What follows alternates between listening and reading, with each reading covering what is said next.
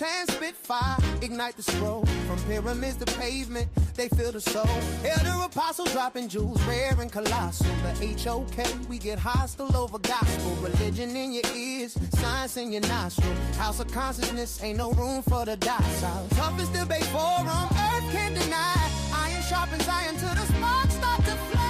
Side never said so. Get your skin thick or your career folder. Side never said source up. Weak arguments crumble, they ain't bold enough.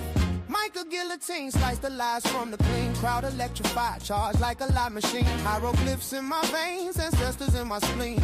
Building blocks of truth, DNA of a king. The HOK ain't for the timid or the frail. Weigh your knowledge on the scale, or get derailed. Sharpen swords in the foreign minds prevail, or drown in the current when the truth sets sail.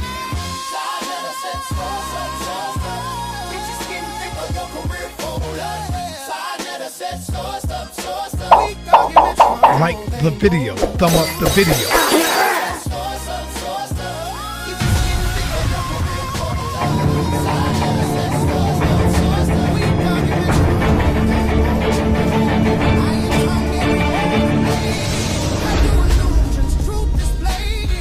No retreat, no surrender, we crusade. House of consciousness where legends are made.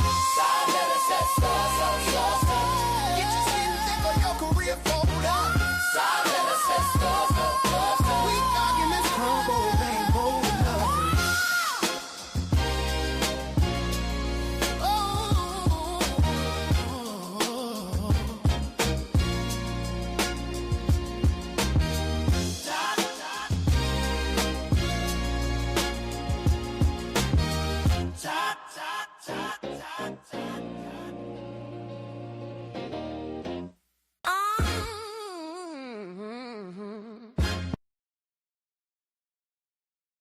Peace, assalamu alaikum, hotep, shalom, shalom, namaste, jambo, ashe.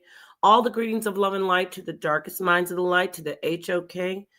You are in the toughest environment. We have a debate coming up in a couple of days. We have Jabario Saze going up against Dr. Inky. Is Christ the Word? Don't forget to get your tickets. We will have the links in the chat, or you can get the links in the descriptions on all the channels, especially the main channel, House of Consciousness. Today, we have a very special guest. We have a treat. Some of you out there may know this scholar. He's been doing this for, I think he said over 30 years. He goes by many titles. One of them today is Reverend Whoopazz, because he's going to be coming with all the smoke.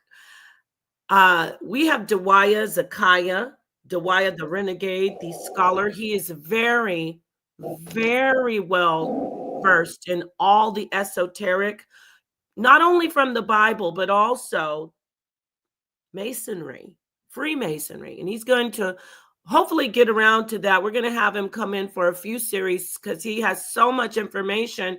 He's going to start from the beginning with us. So get your pens, papers, pads. And if you feel like bringing the smoke, get your boxing gloves, bring your piñata batons if you think you can get at this elder, but you will come respectfully because he is an elder. I have my sister, the one and only DJ Genesis of Alchemizing Energy. She actually introduced me to this this titan, this sage. So I appreciate that. And I'm going to hand the mic over to Genesis.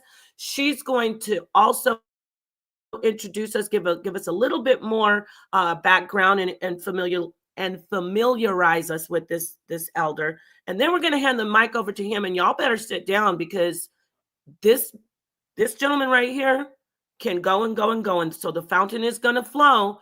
You better get your cups, your buckets, or whatever you need so you can catch some of this wisdom and knowledge. So thank you so much for being here, Reverend Whoopazz. Genesis, go ahead, take the mic and let the people know a little bit more about this elder. So I wanted to make a correction. You know, he has been studying knowledge since the age of 12 years old. He began reading at the age of 3. He, you know, not only was into the Masonic order from the age of 12 and on, His father was a very advanced Mason, and he studied with some of the greatest, including the I think his name is Ben Ami, who actually was the one who brought people to Israel.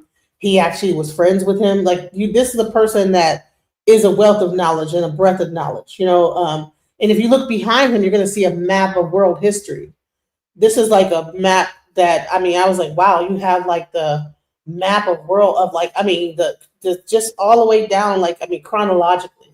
So what I like to do is I like to talk to our elders because they are a library of information, and we cannot allow this information to go without us tapping into it. So I want to give a shout out to Brother Zakiah for even taking the time to be with the youth, and the even some of the elders that are even here that are watching Sound because we have a very wide range of people that watch this channel. And I just thank you for being here, and shouts out to just you for even just taking the time to be with us. Thank you. Yes, me too. So peace to you. Come on. He's 80 years old, guys. So 12 to 80. That's not 30. That's like almost 80 years old. Oh yeah, I thought 30. But let me say this: he may be 80, but he also is a performer. He sings, he dances, he does James Brown tributes, all kinds of stuff. Come on in, Reverend Whoopazz, and thank you so much for being here. Come on in, brother. Well, I'll be like Cole. Cole say I would greet you in the greeting words of peace be unto you. Assalamu alaikum. Shema Yahweh. In all of those language, I will greet you in mean peace be unto you. The white man is the only person in the world that tell you good morning. It's good for you to be moaning. In the good afternoon, you be moaning. In the good evening, you be moaning. And when the good morning come in the morning, you still would be moaning. That's what my great-great-grandfather, who was born in 1840 and died in 1960, taught me when I was 3 years old about that word, good morning. He's only the Germanic race of people say it's good for you to moan. And so what I teach is esoteric knowledge coming from the viewpoints of the Yaman. I don't have any problem with it, but I don't wear the title elder. Elder, when you're an elder, that means that you're attached to the church. And I'm not attached no ways, phase, and shape and formation to no organization. I have a map that she told you about of the history of the four hemispheres. All four hemispheres, you have history. And the way that great grandpa taught me how to study is you study with the 5 W's, the 1 H in a chronological order using etymology. Etymology is a study of the origin of the word. So you would have to have your etymology dictionary and also a Black law dictionary to understand this. It's not the Noah Webster, Daniel Webster dictionary. You have to have the Noah Webster dictionary when you're studying this knowledge that Cole and I studied for 35 years with another guy named Mahal. We call ourselves Yaman. He was the fisherman, I was the hunter. And it's a funny thing about, we laugh, he would always get on me. Cole was the fisherman, meaning that when you catch fish in the water, you put him back in the water, you take good care of this fish to bring him home. But when you're a hunter, like me, then when he come out the woods, everything is dead, shot in the head. The headshot is the most dangerous shot. It's the killing shot. And me and Cole had that understanding that he had a lot of patience and stuff that I don't have. But I'm trying to understand him because he was my twin and we worked as triplets. And the twin is gone now, so I have to take up the slack. I have to, in other words, I have to tell the history of the Bibles and of ancient secret societies. So I have to learn how to do both of them. I know both of them at the same time. So as I said, when we went on this journey as Yaman, you study with the 5 W's, the 1 H, in a chronological order using etymology. So the way we'll start this off is there are 4 hemispheres: North Hemisphere, the Southern Hemisphere, and the Eastern Hemisphere. Great grandpa taught me is across the water. He was a full-blooded Crow, and that ain't no Indian. He would tell you he ain't no Indian. He didn't come from India. The citizen of India is an Indian. He said he might be an Indian, INJUN, and the white folks in my hometown call him a renegade. So you look up the definition of the word renegade. And that means that he didn't obey no laws of those people. So when you study like that, then you don't make a mistake, because when you study in that chronological order, you'll see where the Revised Version is. And anything that leaves its original, then if it's revised, it's in a Revised Version, meaning it becomes a hybrid. And so when you study like that, you see everything in history of the 4 hemispheres.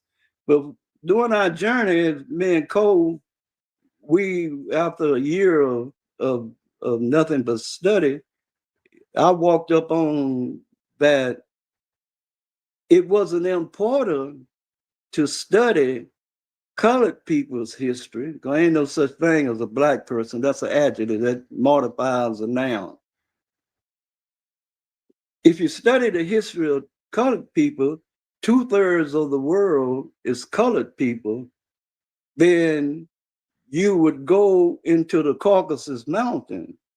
So you would have to know the complete history first, if you look like me, to understand what happened, that they don't look like 2/3 of the world, and what happened up there, and why do they rule the world as we speak. And so when we start with their history, which is in the northern hemisphere, in the Masonic Lodge, no warden sits in the north.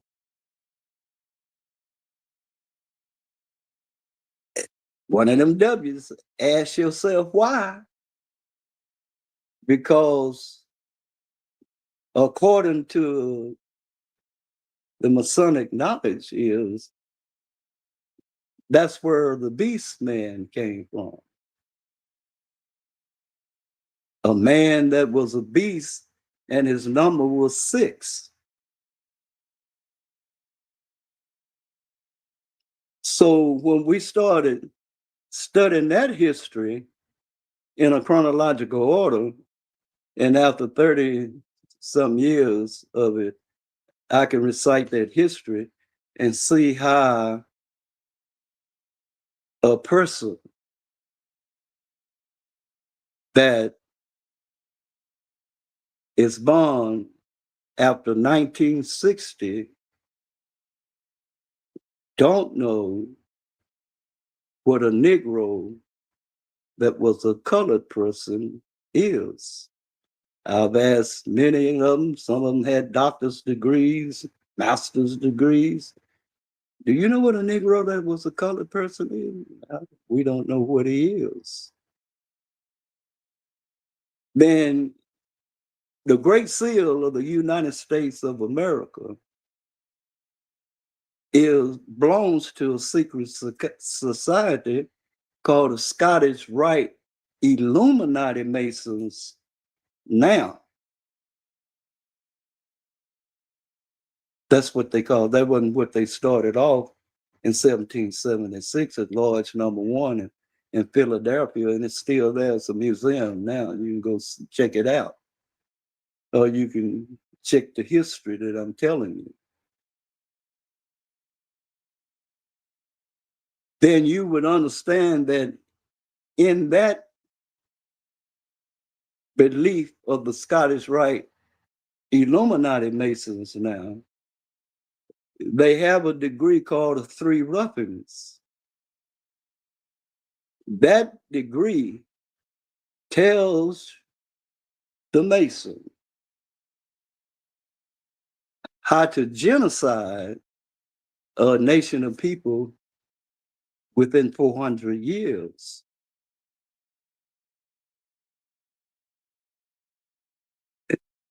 It gives you step by step what to do to them. It says, hit them in the head with a sitting maul.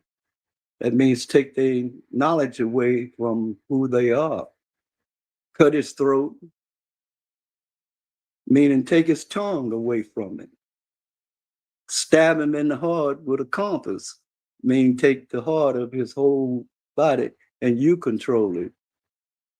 Meaning that after 400 years, which is 18 generation, approximately 18 generation, then that person, through being genocided, would believe that he was a Black African American at this time period. And all the numbers is in. It's been over 400 years. This person would believe that he was a Black African American and that he would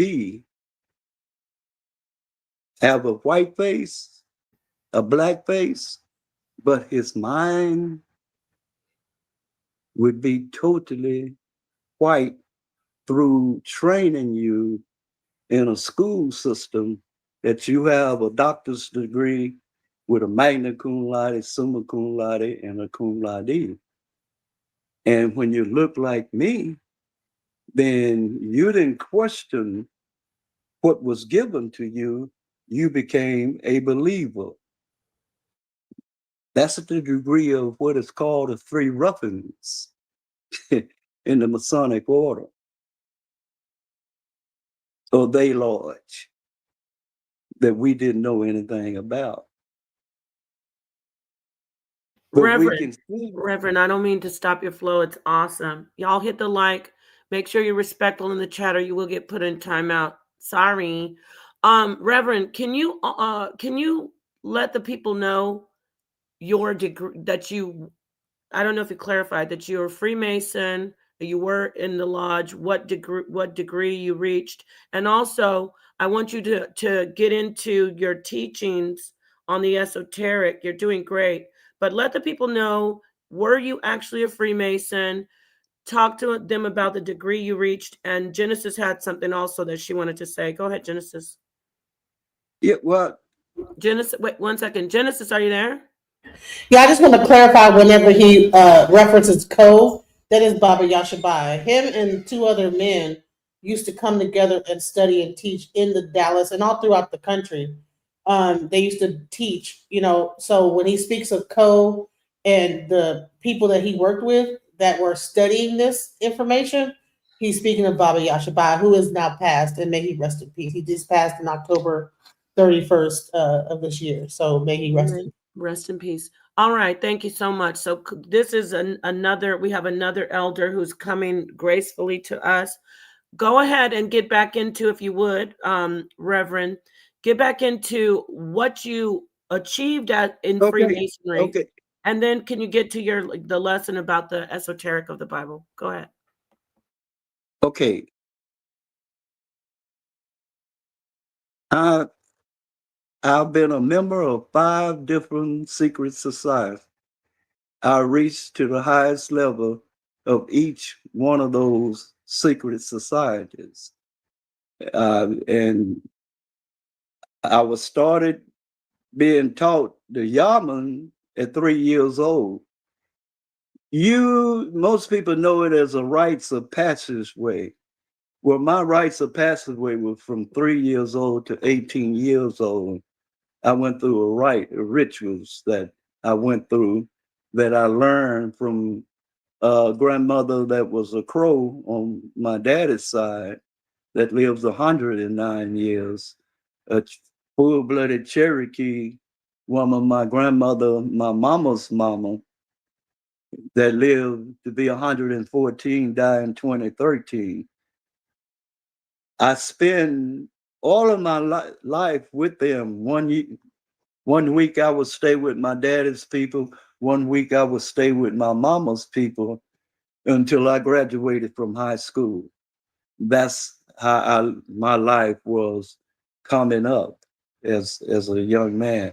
I was taught many, many, many knowledge. And sister been to my house. She's seen what and because Co and I's motto is documentation beats all conversation. Everything that we say is documented. You can, if you don't know where it is, I can tell you what book to look in. One thing about the subhuman, he put his history in a book. He wrote down everything. Then he put his history in a movie. But people that look like us, I used to tell Cole, I know what the curse of Ham is now. It's a person that has a black face and a white mind. He's complete his whole culture and whole being is him. That's what we're dealing with today. Especially if you are a Black African American that's a Christian. If you were the Nation of Islam, the Hebrew Israelites, the 5%ers, and the people say they spirituality, then your school of thoughts is different from that of the Christian that's a Black African American. Your school of thought is completely different. Now let's understand, let's look at something. A mind is a school of thoughts. What you've been taught in your mama's womb when you was down there until when you was born, you was hearing down here. When you're born, you start seeing, hearing and seeing, but you first heard, then you see when you get here.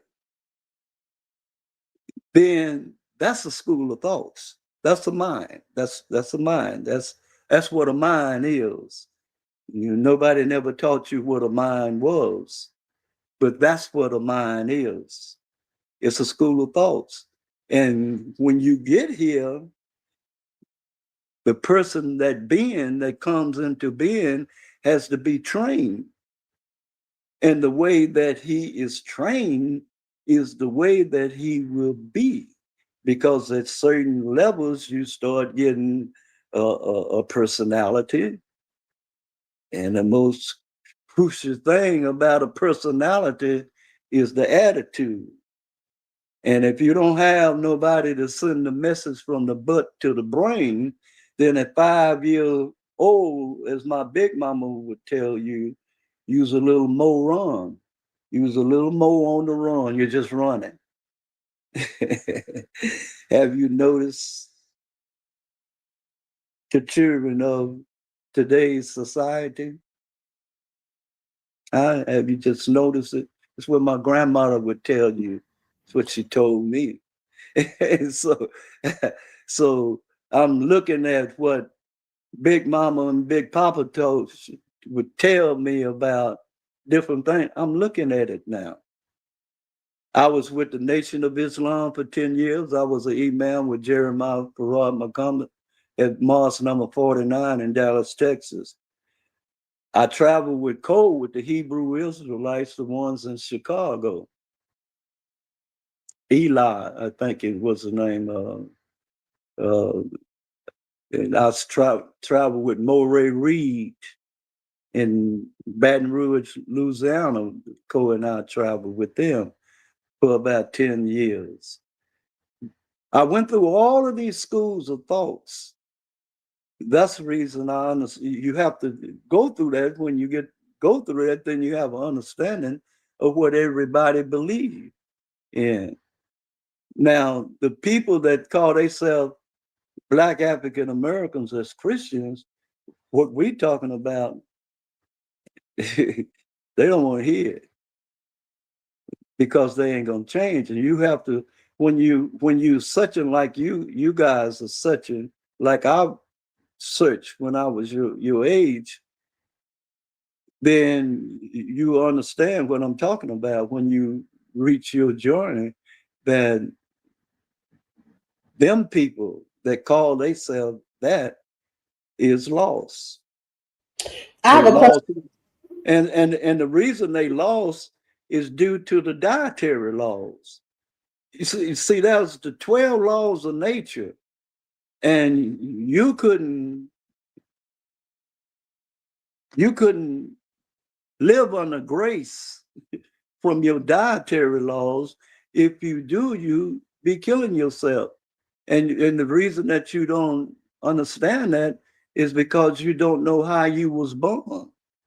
I mean, I'm telling you, I'm talking, when you're talking to me right now, you're talking to Big Mama, both my grandmothers.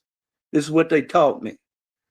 See, your dietary, what you eat, is very high. How is you programmed? How is you made? Big Mama would ask me these questions. How are you created? You're created when you come here as a baby. Your diet is liquid. You on a liquid diet. Then you go from a liquid diet to fruitarian and vegetarian. You don't get no molars till you're 3 years old. You can't chew no meat. Now let somebody chew it up for you and feed it to you, which they do. Your body is like, right now, I know all of y'all know, it's like a computer. You programming this body. What you done programmed it in this early, you got to stay with that program. You can't eat pork. You ain't supposed to eat no meat. You was on a liquid diet. Everything was processed in your mouth. Now your stomach ain't supposed to be hanging over like mine is and stuff. It ain't supposed to. Your stomach, you're supposed to stay at a certain level. You got 9 systems in your body called the endocrine system. Those systems got to be hitting on the same key. That's the reason my grandmother, my grandpa, they lived so long. That's why you got record of Methuselah, Moses. They lived by the law. They didn't live under grace from these laws. You're coming into understanding now, people you guys' age, of how to eat to live. Elijah Muhammad told you that in 32. Nobody believed him. The Nation of Islam don't bury too many people. All the guys, I got 4 guys that I call my godson that's with the nation. One of them, the captain down here of the Hakeem.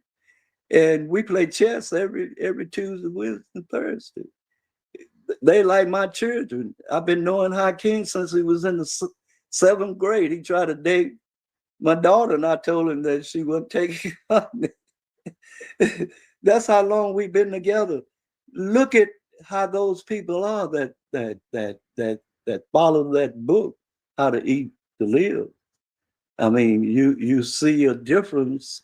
Look at Farrakhan. Look at his skin Right. Let versus me that bring, of I got to jump in here, Reverend. I want to talk to the audience really quickly. Thank you, okay. everyone who's here. Please, please, please hit the like button. Please share this. Yes, this elder is dropping so much knowledge. I told you he's a plethora, a fountain, and of knowledge. I do want to kind of guide you into the area of where I want the people to hear from you. The fascinating information that you were giving me just last evening. I want you to get into teaching about the beginning according to your research, your books, your all the Bibles you have, all the Bibles you have. Start talking to us about the esoteric of the Bible. And can you start from the beginning, like you had mentioned, please? And hold on, I also wanted to like get into the fact that his father was a very high up Mason who ended up leaving the lodge at some point. But he actually was a young guy as a Mason learning from the Masonic. And then, Genesis. yep. When Nepal asks him a question, you take him right off that question again. Let him answer that first question, Genesis, and Okay. then you can get in. Yeah, ask him again, Nepal, so he'll know. Yes, and we got the one and only Sonnetter up here with you, Reverend Whoopazz. We got Sonnetter in the house.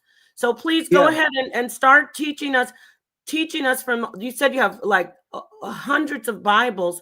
Go and start doing your lesson about the Bible and from the beginning, and go very as deep as you want. The But what I Anunnaki. wanted, what we start with the oldest history that we have Yes, sir. up to date right now. History begins in ancient Sumeria. You get this book right here. This book here. You can go on YouTube, look up the Anunnakis, look up the giants. You have to, who is the Nephilims. You have to look up them. You can find all of this history up there if you are interested in this history.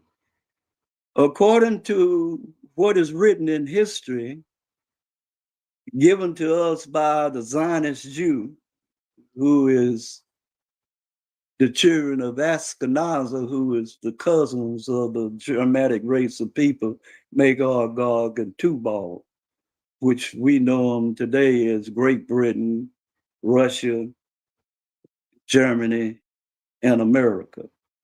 Those are the Germanic tribes. You call them the Jews. They cousins, which is the Germanic tribes, called them Jews. They call them Gohins. That's what they call them. According to the story, Anu created a being to work the mines here on a place called Tamid. You call it Earth. We keep it in this language because your understanding come through this language. I'll sometimes tell you what it was in the ancient language, because some words that we and I found out that some words you have to take it all the way back to Hebrew for you to get a clarification of the meaning of what it is, because we're speaking the language of the serpent people, which is read from left to right, which is a bastardized hybrid language of the people that are subhumans. So it states that Anu was creating workers, pardon me, for a place called Nibiru, which is in the 19th galaxy, and in the 12th galaxy where we are, uranium and gold was plentiful. They had sent out scouts and from Nigeria, from the 19th galaxy to here.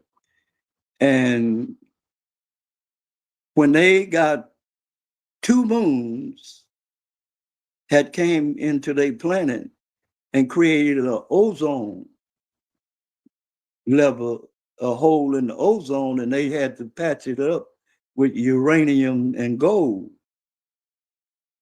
And let me say this, I would ask Cole when we was study this, we had did everything in a chronological order, year by year. I asked Cole a question is it a coincidence or a coincidence that 1960 we started seeing 2 moons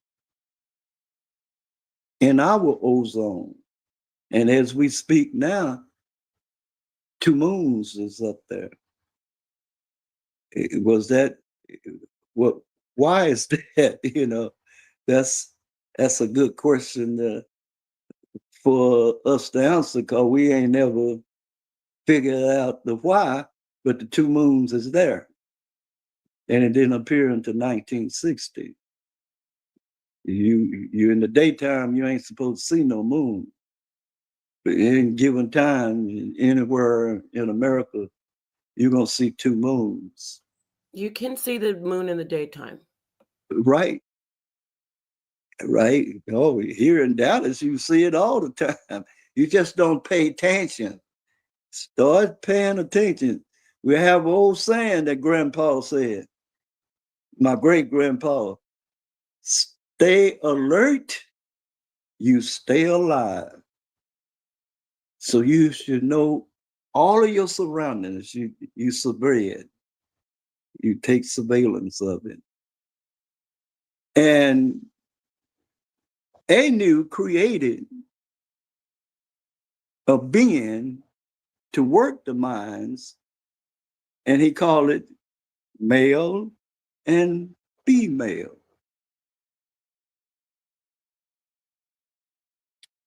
These beings were supreme beings like him, and each of these clones is just like, I give you a good example. Star Wars, you know, them white AI soldiers. This is how the story is told in the ancient scrolls before we got here, that I'm giving you illustrations where you could understand what I'm talking about a little bit better, is Star Wars, the clone. To clone another being to work the mind. So you be fruitful and multiply, that's what they put in the book. But you can see this coinciding with what's in the book. They were able to multiply themselves. Now, let's look at a word. Female. That's a compound word. Fe is iron. So the female is the iron male. She's the creator. How is she the creator? She has 450 more degrees than you because she has a womb. And the male doesn't. This being that was created by Anu would be on breath from the female.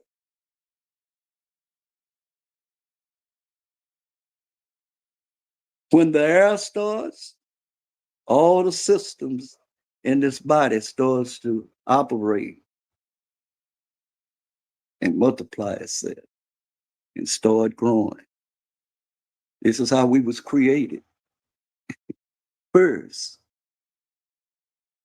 the story says that Anu had twin sons named Enki and Ether. And these, I say this when we was telling the story, these two clowns found out, was there when they daddy was creating this male and female, and they decided to clone by using one's blood for one's blood to clone the other, the male and force. Let's see here, I got a head on myself here. I had some of this stuff wrote down. Okay. Elu, the lord of air, Enki was the lord of wisdom. He took the blood of Enki, mixed it with air, and created a human being.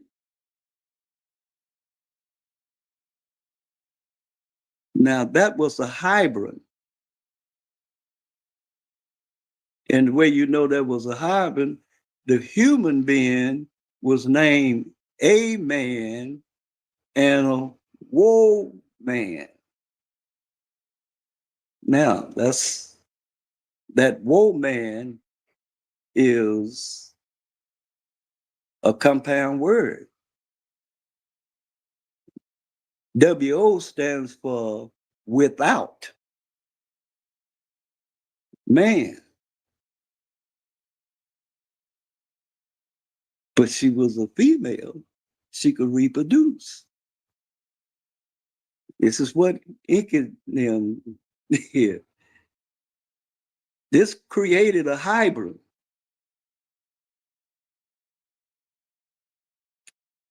This is what is called eighth day creation. Remember, the Creator rested on the seventh day. And when he woke back up, his twins had created this human being that was a man and a woe man. When you understand that. Now, when this happened, they was down here as what? Workers, slaves. You was created to work. When you get here, what you do when you become a being? Like me and Co say, hell, we worked 2 jobs, 20-some years, taking care of family. You put here to work. You still doing works. You have to work to survive. That's what you was created for. Then something happened. And it happened to the people that lived in the northern hemisphere. They had a galactical war, and some beings from Draconia, the Palladium, from Mars and Venus fell in the northern hemisphere. These beings, which came from these other places, made it with the children of Japheth. Genesis, the 6th chapter of Genesis. They call them gods, but you got to understand go back in the Elf Mala, that's an error in there. They was deities. See, the word God came in the 6th century. Only the Germanic race of people believed in gods. Colored people believed in deities. So you had to understand they wasn't gods, but they was deities that came down and made it with a goddess. That's what the human was right there. When he made it with the God, something happened. Japheth's children, pigmentation left them, and they went down from being a supreme being all the way down to what is known as a Neanderthal. That's his history. But you know, he told us in school that was our history. Their blood became A, B, and AB complex. All human beings' blood is O. Esoteric knowledge, it would be cipher. Germanic race of people taught you that a cipher was an O alt circle.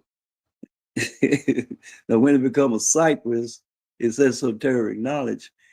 Everybody has cipher blood. Most Black people have O blood, not unless you've been infiltrated by the A blood through slavery. Will a Black person have it? They need O blood to clone. That's the reason. If you got O blood, they're gonna take 6 vials like they did this morning from me. I hadn't given it to them in 3 years. She said she had to have it. Because they get this mouth on them when I don't let them take my blood at the VA and shit. No, you using my blood to clone, and you need my blood for this because AB and AB complex blood is R.I.S.E monkey blood. You can Google that. The pink man, which is a subhuman being who we call white man, is a subhuman being. So you had the supreme human being who was male and female. Then you had the human being, which was male and female. And you had the subhuman being, which is a hybrid that was male and female. They could reproduce each other. Now, are you understanding who you are a little bit better, sister? Sound like that if you have old blood, you consider a supreme being, but then if you mixed with that extra blood, you're a hybrid.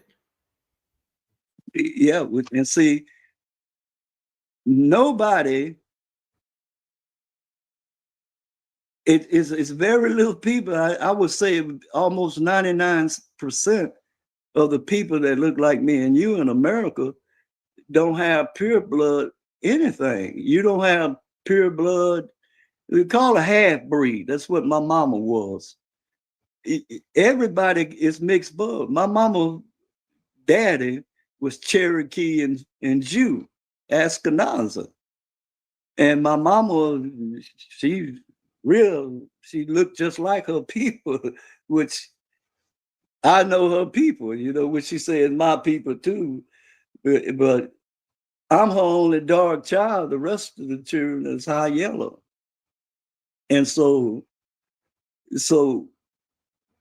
it's no more pure people as we speak.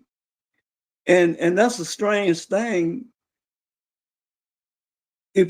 How to build a nation, how a nation starts is a group of men. How America got started, we'll take America. A group of men got together in a large number one in Philadelphia, 72 of them. And George Washington was the wishful master. John Hancock was the grand poutineur. They got together and wrote a constitution, a Bill of Rights, and amendments They wrote this and sent it to England. John Hancock had to sign it first because he was the Grand Poutenay.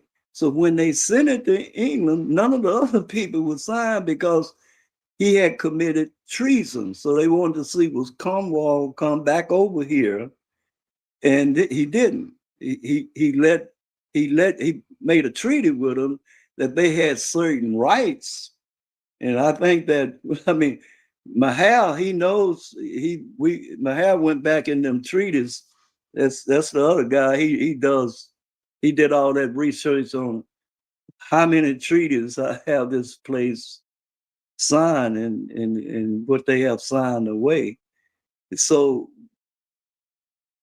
when they did that and created a country, they said they was gonna call it America. The first thing they got them a God. They said that Jesus Christ would be their God, their chief God, and that they was going to use the 1881 King James Bible as their God's book. The 1881 King James Bible had been called the Forbidden Bible by the Roman Catholic Church. You couldn't teach out of it for 350 years. When America told the Pope what they was going to do, the Promos Maximus, what they was going to do, he declared America anti-crisis because that Bible was up on the Paulinian teaching of the Western churches that came into existence with the Church of the Eastern and the Western Church split in the 13th century. When that happened, all of that information there, the next thing they got was a government.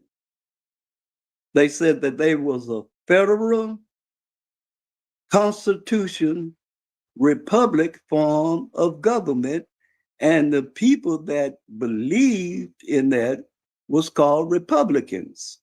This is America. This is what America is right now. When you hear them say we're going to go back like it used to be, meaning that it is not a democracy. It makes no provision for a Democratic Party in a republic, federal constitutional government. You only have the federal party, which the Federalists is going to take over running the United States on their 250th birthday, which is next year, because no Democratic Republican form of government up under the eagle, up under the colors of red, white, and blue has ever lasted for 200 years, starting with Babylon, Assyria, Syria, Persia, Greek, Rome, America. 7 great empires. 7 is perfect. Has never lasted but 250 years. They coming up on the 250th birthday. 2 and 5. You got a cipher sitting over there. It's what? 7. And that 360 degrees means it's airtight. If we're talking Masonic Lodge and using their numbering system, meaning that the old serpent got his tail in his mouth. He ain't zigzagging no more. And that's what we're going to come down to. That's what's coming. You can get ready, ain't nothing you can do about it. And see, but we've been hoodwinked. Cave told, that's in they teaching, in their Masonic order. See, I was taught their order. The Lord's that my daddy and my uncles and cousins and the other people in the community that belonged to in Crockett was 4-letter, but they classified themselves as Yarman. They was up under the teaching of people like my great-great-grandfather. He was the last one of them that had that teaching that taught everybody.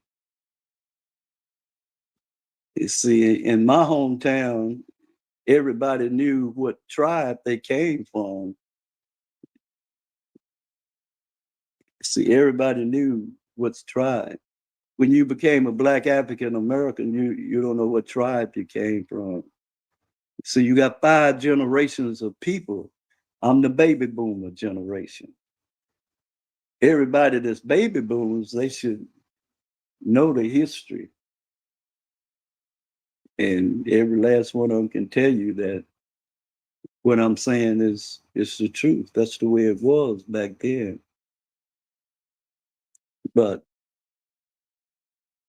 when you study this knowledge, it's hard to believe if you're a Christian. The history, when you see, like my daddy would say, never believe what anybody say. What's the definition of believer? He said, go do the research, study for yourself before you say that's what you want to be. He said, because you might be finna be a fool. Somebody might fool you. Boy, he tell me, he say, never be a believer. And now, when you study the history of religion, you have to be a believer. If you believe, you got to believe in whatever your religion is. You got to be a believer. But the believer never went and studied what was given to him. What was given, one of the greatest questions I tell anybody to ask, what was given to the emancipated slave in 1870, 155 years ago? What was given to him? And do he have it now? And we follow the history in a chronological order from 1870 to right now of this emancipated slave. Everybody looked like me and you. The federal government carries us as emancipated slaves. We are citizens of the United States, but the government, the federal, which we are up under federal rule, takes us as emancipated slave. What is the definition of an emancipated slave? Is when the government take control over you and take it out the hands of the public. So according to now, the federal government owns you because they carry you as an emancipated slave. Now, how did they say that this emancipated slave would have to live in America, my country? He said, first, you have to get a Christian name, because all of these years, if you weren't a white man, you couldn't be a Christian, because you was classified as 2/3 human. He was an ape. That's his history.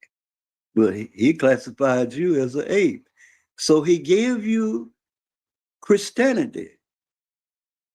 He said you could either be with the Nicene Creed, you couldn't be First Baptist, but you could be Second Baptist. He said you can be with the Christian Methodist Episcopal, but you had to be colored Methodist Episcopal or African Methodist Episcopal. You couldn't be Christian Methodist Episcopal because you was up under our charter, our jurisdiction, that you would teach what we tell you to teach through theology that we teach in our school system. That's what he told us.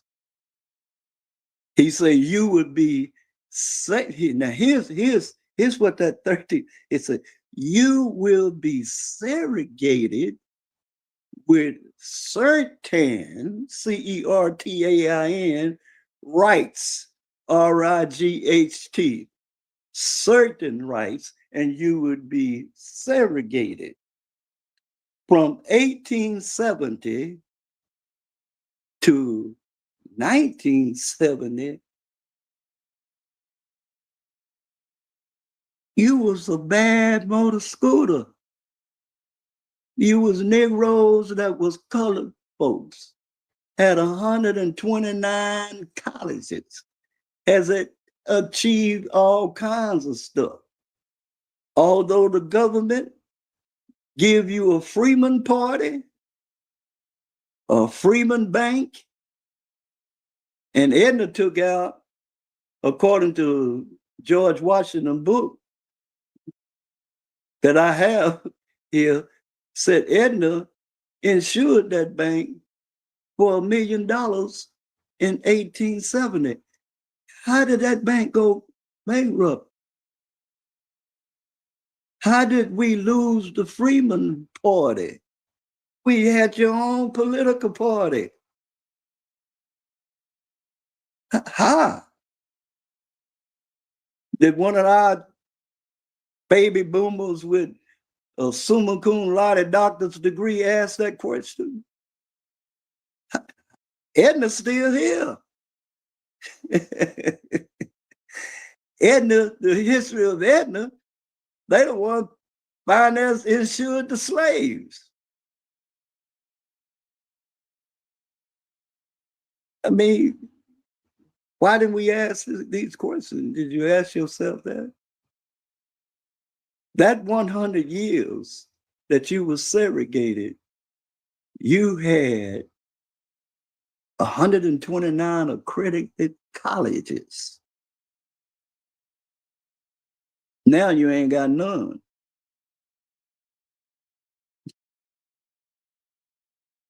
Ain't no more Negroes that was colored folks in college no more, because in 1870, 100 years, Jesse Jackson said he wanted to be a black African American. He was no longer a Negro that was a colored person. And begged Nixon, who was a Republican president, to put that on the census to see how many fools it was, I say. It wasn't but 1 million of them. 2020, 43 million. Got doctor's degrees, summa cum laude. And when you say I'm a black African American, what are you saying? My mama is an African, my dad is a European. I'm a half-breed, meaning you done been totally genocided. When you was up under complete segregation, then you had affirmative action. Once you became integrated,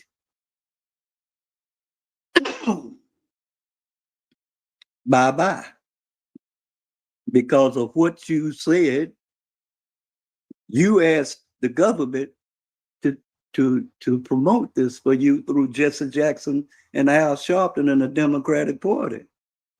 I ain't never voted in my life. My dad would say that he didn't give a damn what cracker get in the White House.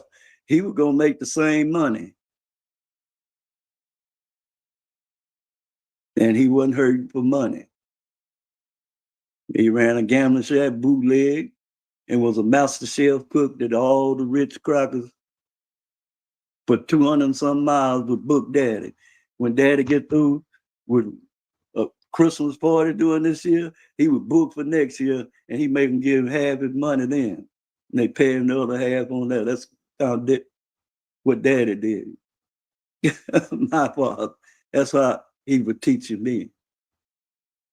Let's see. Integration got us where we are now. 55 years you've been integrated. Look at the history of you for these 55 years as being Black African Americans that was Christians and Democrats. Look at your history. You got some bad history. And ain't nobody ever did a State of the Union on you to let you know in a chronological order of how you fell away from who you used to be to what you are now.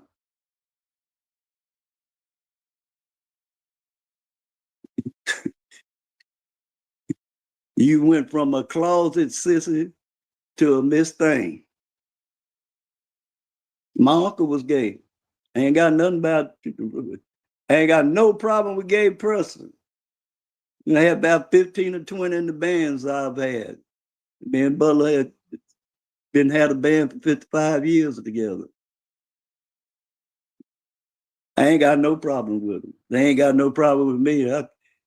I have them cracked up. But that's what happened.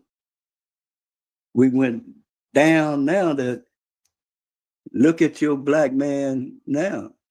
He got his pants hanging down. We wanted to pull our pants way up high so the women could see what we had, not our butt. We were looking at their butt. What happened?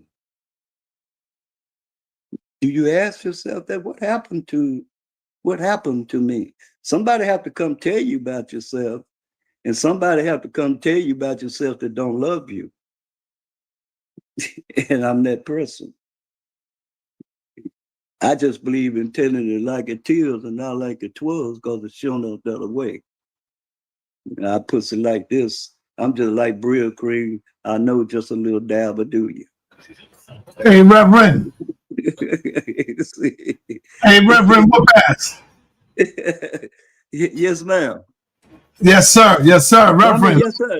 Yes, sir. Yes, sir. Reverend Whoopazz, I want to know about the Canaanites, because we've been having this type of debates and discussions. Are the Canaanites African people, or are they Hebrew Israelites? The Canaanites. They came from Canaan. Those are Canaan's children. They are not Africans, because ain't nobody know nothing about Africa till the 2nd century. They came from the tribes of Canaan. They weren't Africans. That country got renamed Africa in the 2nd century by the Romans. So you wasn't an African over there, you was in a tribe.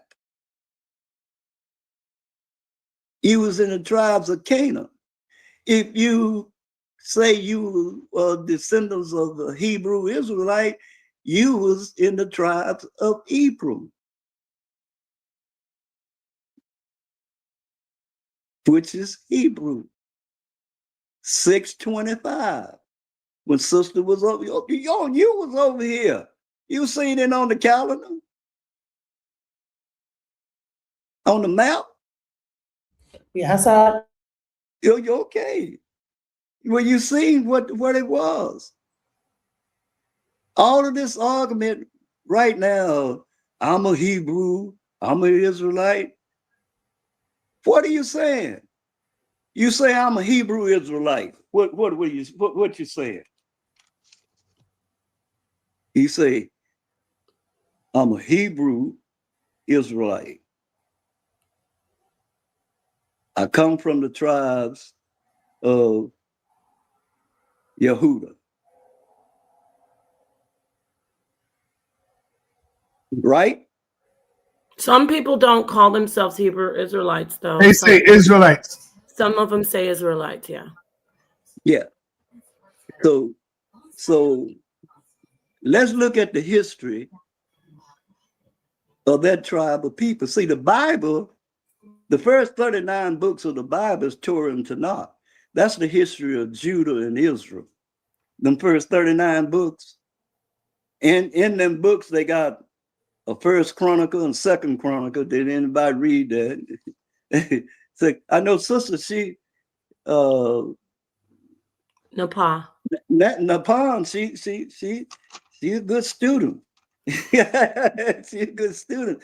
Because see, when you're studying the Bible, ask yourself what is wrote about. It's wrote about Israel and Judah, the first 39 books. So that means that you're gonna have to be highly familiar with Judaism. What do they believe in? Their history.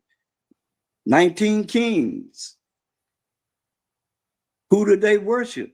They was pagans.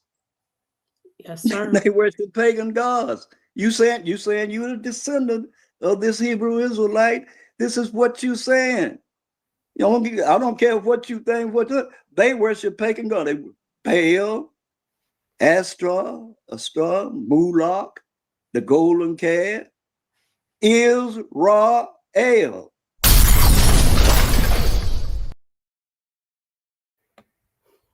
All of those was you just pagan dropped gods. the bomb. You just dropped the bomb on them, Elder. I think they get all of them was signals. pagan gods. So I have no problem with you saying that you're a Hebrew Israelite, but I know your history. Uh-oh. I know that you a pagan. Uh-oh. I don't have no problem with it. Is that what you want to call yourself? If that's what you want to call yourself, that's your business. But when you talking to Reverend Whoopazz, yeah, I ain't got no problem with you. But you telling me that your ancestors were pagan worshipers. All right, so answer this one. Are the Africans the true Hamites, or is that all made up stuff right there? Well, let's look at Jonah F. Blumenbach, a German anthropologist in 1786, said it was a race of people. Now let's look at what this white boy said. He was a German too. He hated something that looked like me and you. He said that the race of people started with the Negro, who was on the left, the Caucasian, which was in the middle, and the Mongolian, which was on the right. Now, when I was sitting down studying, I was reading this book on Jonah F. Blumenbach. I say, Cole, I say, look at here. Here's where racism started. After I had read it about 15 or 20 times, it started hitting on me. Jonah F. Blumenbach and all the Germanic race of people accepted that as truth and teach it in their school. He said all the Negro tribes, he put on the end, Ite, I-T-E. Look that word up, Ite, because I looked that word. He said that you were a Hamite, Canaanite, Jebusite. He put Ite there on it. Now, let's go over to the right where the Mongolians. He said that anybody that was Mongolian, he put the Nice boys on them. They became the Chinese, the Burmese, the Taiwanese, the Japanese. Here's where racism started. He said that the Caucasian that was in the middle was a what? A German, Scottish man, English man, and he was superior. He was the only man, if you was from the Southern Hemisphere or the Western Hemisphere, you was the Ite boys. If you over here, you Mongol, you Chinese, Japanese, Korean, all the Asian people, you the niece boys. But he was the only man on earth. That's what racism started. Don't you think so? Was right there with Jonah F. Blumenbach and Robert A. Cunningham. These are facts. See, documentation beats all conversation. These are facts. This is where this racism of the Caucasian race of people, the Germanic race of people, it got started when they said it was a race of people. The Creator ain't created no race of people. How could you be a race of people and see the Creator made you unique? Ain't nobody got them 4 prints, your fingerprint, eye print, toe print. Elder, real quick, Elder, where's the book that you can find it with Robert Cunningham? What is that writing? Can you tell the people? Well, just Google Robert A. Cunningham, baby. You don't have to go to the books like I had to. You can Google Wooga, Google Wooga, Google Wooga. Jonah F. Blumenbach, German anthropologist, gave to the Germanic race of people what race they came from. See, he don't hide his history. I was telling you, he don't. That's what I like about him. That Germanic, that subhuman shit. He wrote down everything. He didn't stop. So ain't no such thing as a Canaanite and all of that. That's what the white boy laid that thing on you. Made that up. Thank you. So now that you cleared it up and showed that the Israelites are nothing but pagans, that's good. What about Jesus? Was Jesus a real man of Savior? Was he a real entity? Was he literal? Well, right now, you should know, when just using common sense, allegories. What is allegory? A good poem. I mean, when you look at my map the other day, you see, you could realize that the Bible is allegory. Got signs, symbols, and numbers in it, but it's an allegory, and it's a occult book. And you had to understand the occult and how it's written and what occult it came out of. What school of thoughts is this secret society that this book came out of? That's what you have to realize about the Bible. The Bible, that's what you have to first realize that. I mean, that's the way it is. You understand what I'm saying? Yes, sir. And so all you have to do is Google this stuff now. Now, how could anybody be named Jesus when there was no J's in anybody's language until when? 13th century. So you was given. So they say Yahuwah. Yahweh is a statement. No, Yeshua.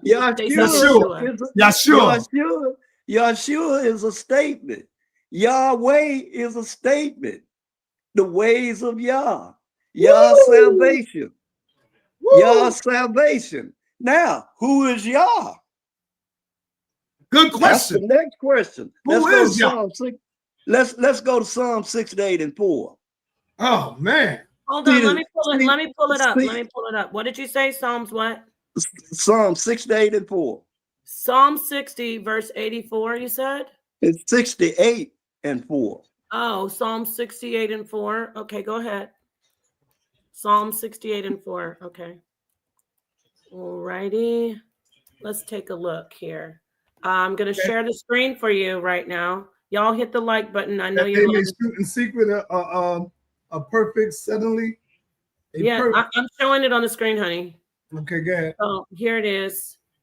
Okay, so we got it shared right now. For some reason, my stuff is weird. Okay, so go ahead, Reverend Whoopazz. Psalm 68 and 4 say, let me get my book Sign right. unto God, sing praises to his name. Extol him that rideth upon the heavens by his name, Yah, and rejoice Okay, before him. hold it right there. It's J-A-H. Now, that was translated out of the 1611 book, which is I-A-H, which is Greek. Translated out of Hebrew, Y-A-H. So that would be Yah, as we know Strong's it. Wait a 3050. minute now. Yah. If it said the Yah. God of heaven is Y-A-H, Y-A-H is in its feminine form, Y-A is the masculine form. Y-A-H is Amen Yah, Y-A is Aben Yah. You're gonna have to cook a So little. Wait, the you're gonna have to God, let that simmer. Wait. We need to the let that God, simmer. the What do you God of mean by heaven, that? What do you mean by that? What do you mean by masculine and feminine? You got to help us with that. Hebrew Please. language is masculine and feminine. The only language that ain't masculine and feminine is this language that we communicating in now. You So didn't know Yah, that? you're saying Yah is a feminine word? The Yah? Yah is feminine. Y-A-H. Y-A. So the God of heaven is a female. It ain't a male. Nepal, you on something? That's Hellenicity. Me and Cole been knowing this for 50 years. Shit, what you talking about? There it is for the smoke. The God of heaven is female. Uh-oh. Mother Nature. Come on. Listen. One time, I got a lecture. I have to get it out. Break down the male body and the female body. The female body is 450 more degrees than the male body because she has a womb. She can reproduce. The only reason that now, if you go back into this white boy's history, starting with Odin, that's his god. Odin became Wooten, Wooten became Guten, and Guten became God in the 6th century. Now, this white boy had God-is. They believed in, and the God-is, she lived in Avalon, and the Odin lived in Valhalla. And if you had to die with your sword in your hand to get to Valhalla. If you didn't, you would wander in Hades, which you call hell, which got renamed hell, and Valhalla got renamed heaven. So you had to know what the white boy believed in to understand what the truths that come. See, everything is Hellenism with him, meaning male chauvinist. How you get here? You got to come through a female. You hooked up to her breath. You have her blood. You do not have your daddy's blood. I'm going to tell you like Big Mama would tell you. You have your daddy's old, ignorant, hereditary genetic traits. That's where you get from him. That's why you look like him. That's what Big Mama told me once upon a time. Your blood comes from your mama. You hooked up to her. She keeps your butt alive because the way you was designed that you had to have what? Ruach, breath. You only die when your lungs quit pumping. And can I say this, Elder, doesn't the scripture say the blood of the life is in the blood of the person? Right. It's oxygen now. What you think? Your blood is And that's oxygen. deep. That's deep. He said your mama get your blood is from your mom's body. Your DNA Your is from your blood mother come and from your father, mama. but the Your blood blood is don't from your come from mom. your daddy. You ain't hooked up to your daddy. They trying to Ooh, have that let me hookup drop a though. bomb on that God one, y'all. I gotta go for the bomb. Yo, Reverend Whoop Ass. They trying to pick it Reverend up Whoop though. Ass is whooping ass tonight, man. For real. Yeah, that's good. That's good. So you I mean, telling me, Reverend Whoop Ass, I've been worshiping the male God all this time, and it's really a female because God said He created man. it's a female. Oh man. You got Abanya and you got Amanya. You know, and Way Cole used to teach it. He say, you remember when you asked mama to do something and she wouldn't do it, you holler, oh ma, oh ma. Oh, You mom. speaking you speaking your language and didn't even know it. Another thing that Cole and I noticed that around about 1970, because we was finna put up a billboard because Brother Blue and his family had made a lot of songs for y'all. I got a lot of songs praising y'all, which we had never seen.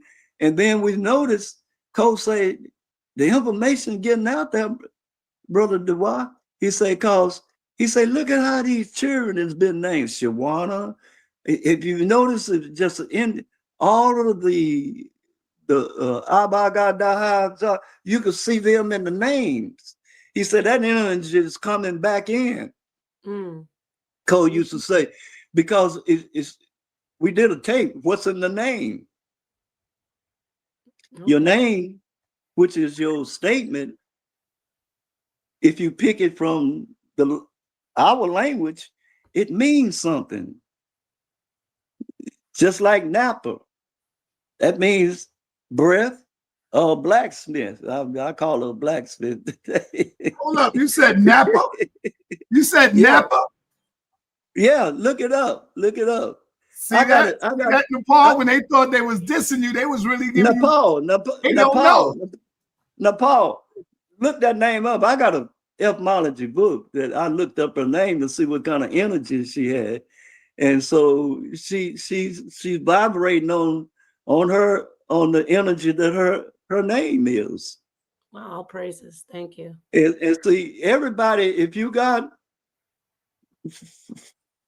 you tell me your name and I'll look up what it means, and you're more than likely vibrating, because I've noticed everybody that's got them names is vibrating on that energy. Because see, one thing that when I was imam for 10 years with the nation, something that old man Elijah, my daughter got some tapes by old man Elijah, and I drove truck 45 years, and I would listen to old man Elijah teaching, and it was hard. Those tapes was old, and the way he speak, you had to really, really listen. So my route was from here to Colorado, so I had plenty of time to listen. He said something on one of his tape that rung a bell with me is, you don't change your mind till you change your name. That's now good. all of y'all done. He say, you gonna think like a white man, cause that energy on you, as long as you introduce yourself as that name. He said you have to change your name. That's why he put X on all of his people's name, to change the energy of Yaku, the devil. I thought about what he said, and he was absolutely right. That's where me and Cole went through about 4 or 5 different names. Because when I was with the nation, I was Daoud. So you were born in the 40s, yes? Huh? You were 40s baby. 1940s? Yes. When I was born? Yes, you was born like in the 1940s. Yeah, 46. Okay. I wish we would have started this off by asking you stuff like, what was it like for you growing up during that time? During that time when racism was so high that you could cut it in the atmosphere with a knife. That's what I wish we would have started off with. Because I know you got some stories, bro. Listen, that at 5 years old, I was diagnosed with asthma at birth. And the doctors in Crockett said there was nothing else they could do. So they started sending me to John C. Hospital in Galveston, Texas. The first 6 seats on the bus, the Trailway bus, was for colored people. It was the colored section. The rest of the seats was for white people. Mm-hmm.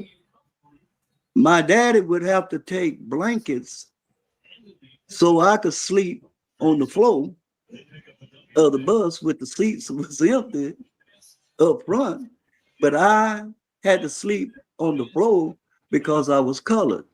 Damn. I never will forget that. I'm 5, 6 years old, brother. And we played the same fare that the white folks played. Right. But you could not sit in them seats. I had to sleep on the floor. Most of the men would give the women the seat and they would stand up in the aisle. And that's the way it was, little brother. Have you seen oh, go ahead. You couldn't drink out of their water fountain. Right. You know, like you was at the courthouse. It had, you couldn't go in their restroom. It had color for colored only. Now I'm finna lay something heavy on you. The Dairy Queen. Whataburger. When you go through the drive-through window, what window is you going through? You going through the window where colored people had to go through.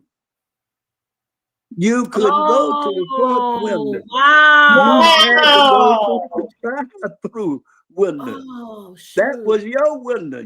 They had that window there was used now as the drive-through was for colored people. Oh my God, that's giving all the way up until 1970. So drive-through was segregation, literally. It was for this. If you wanted anything from the Dairy Queen or Whataburger, and there was one more other one. Oh wow, you couldn't go in McDonald's. You couldn't go in. You had to go to that window and wait. Oh, you had to order your food at that window. Damn. It wasn't no drive-through. That was your window. You stood in line at that window. Can I say this, Elder, real quick? Hold that thought, because that makes a lot of sense. Because where we live, there's a place called Pete's, and it's been there since like the 40s. And it only has a walk-up window. You can't walk in. So it's in like an urban area. So it was only for Black people, for our people. And it was only walk-up. You could never go inside. So that makes a lot of sense. I always wondered why they didn't have a dining area. They got pictures of what I just said, sweetheart. I've seen it on Facebook. Wow. But in my hometown, they post a lot of old pictures on Facebook. In my home, that was the color print. Now, when you go to the movie, the balcony, what we call the crow's nest, that was where you sit. And we used to spit on them down there. Yeah, that's right. Let me ask you, man, have you ever got a chance to meet Malcolm X in person or Elijah Muhammad? No, What type of movement was you into coming up? no, I never met Malcolm, and I never met Elijah Muhammad, but I was in Chicago when Malcolm got killed. I was stationed at Great Lakes, Illinois. And how I got knowing the Nation of Islam, one of the sailors, Drew, was with the Nation, and he was from Chicago, and he had a pretty sister, so he wanted me to. So I would go home on the weekends with them. That's where I found out about the Nation of Islam. I didn't understand their teaching, just like I got introduced to Dr. York. I didn't understand his teaching until later on. My son, when he got stationed in North Carolina, and he came home, he had all of York's books. He said, Dad, he said, you need to read this book. He's saying the same thing that you say and Pop said. My daddy, when he was a young man, Daddy was teaching him the knowledge. And I'm fortunate that my son is 12 days older than my baby brother. My son was born August the 1st in 1970. My baby brother was born August the 12th in 1970. Mom and Daddy had a baby when she was 49 and Daddy was 59. They had a child at that age. And my son and my baby brother, they grew up together, and especially when school was out, he would go stay with Daddy. But he brought those books to me, and I started entertaining him, and it wasn't nothing but Masonic knowledge. I mean, he was teaching what Grandpa had taught, great Grandpa had taught me with the Masonry, what they classified themselves as Yaman. You know, and that's what me and Cole call ourselves, Yaman. We didn't call it ourselves elders and nothing like that. And then Cole went off into EFI. And when he went off into EFI, he said, the why? He said, you know, I'm EFI, you know. I said, yeah. He said, you got any problem with EFI? I said, no, why would you say that? He said, well, you know how you are. I say, EFI is a way of life. Those are wasn't called gods, they was called deities. White boy called them gods. It said you was practicing voodoo. And he's the one that practiced voodoo, because voodoo is practiced with the old Black religion, a belief mixed with Christianity. And see, and I told him I didn't have any problem with it, and he traveled a long ways with Babylon. And EFI is everything before it was called religion was called a way of life.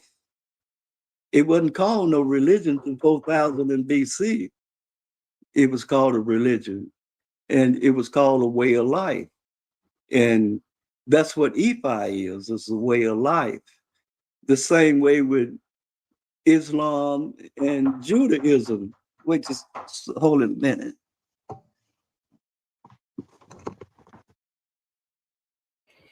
So thank you and Nepal for allowing me to have my guest here, because you know it's one thing to have it on my little channel, but it's another thing to give him a platform. You know, when our elders get a certain age. All right. Somebody Genesis, I like this elder right here. He goes in. But I want to ask, hey, first let me ask you, how did you get the title Reverend Whoopazz? How did you get that title? That was what everybody in Crockett called my daddy. When he died, I took his title. Yeah.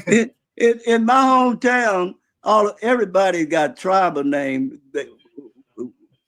most everybody have a tribal name. Right, right. If I'm known as Little Hawk, my daddy was Big Hawk, my grandpa was Red Hawk, and my great grandpa was Crazy Hawk. And Wow.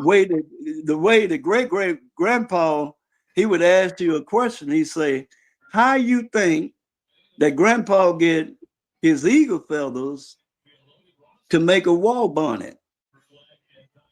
I don't have no gun. Bow and arrow couldn't.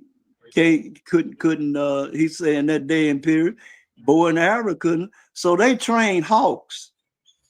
You take a male and a female young hawk and a female old hawk.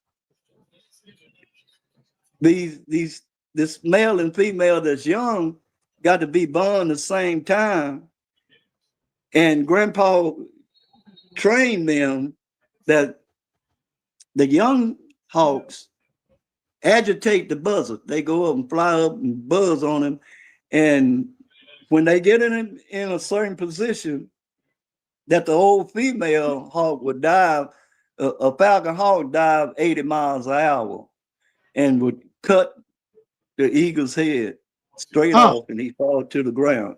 Wow. That's how they got they name to make the bonnet. All right, so let me ask you, being that they all come in the name and the attribute of the hawk, does this have anything to do with Indians? Well, have you ever been told that you were a Native American Indian, or well, I'm gonna tell you like great grandpa would tell you, we ain't neither one of them. An Indian is a citizen of India.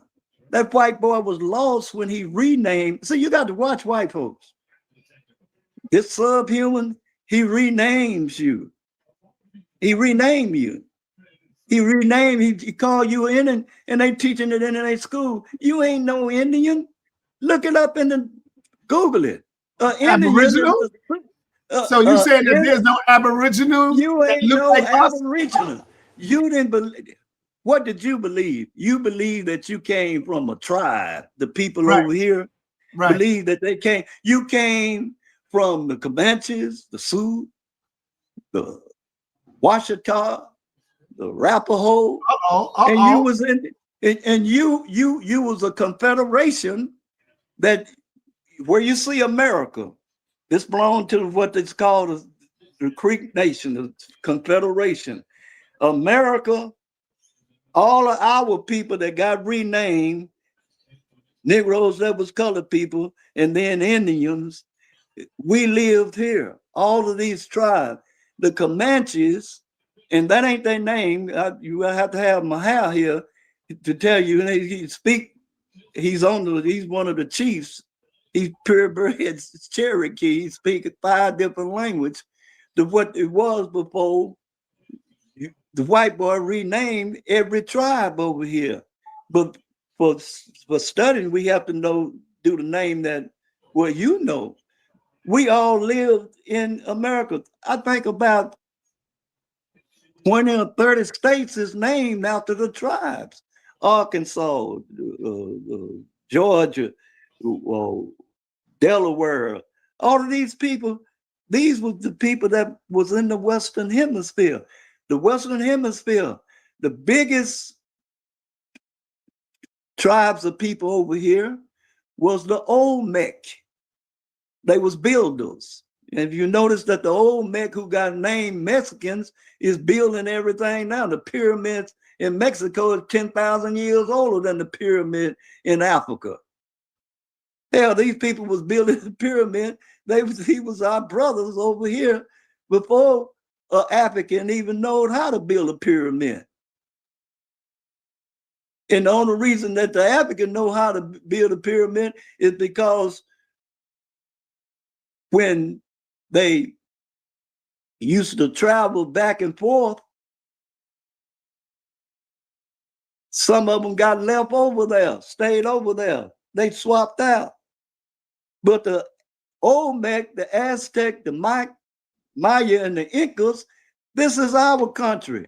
They call it South America. All of that belonged to the Inca. All of that belonged to the Caribbean people down in the Isles. All of this over here was colored people. Well, nothing over here white. Well, nothing over here white to October the 23rd, 935, when Leif Erich the Red came over here. And you can Google, I find it very simply amazing that Leif Erich the Red is a national holiday. Did you know that?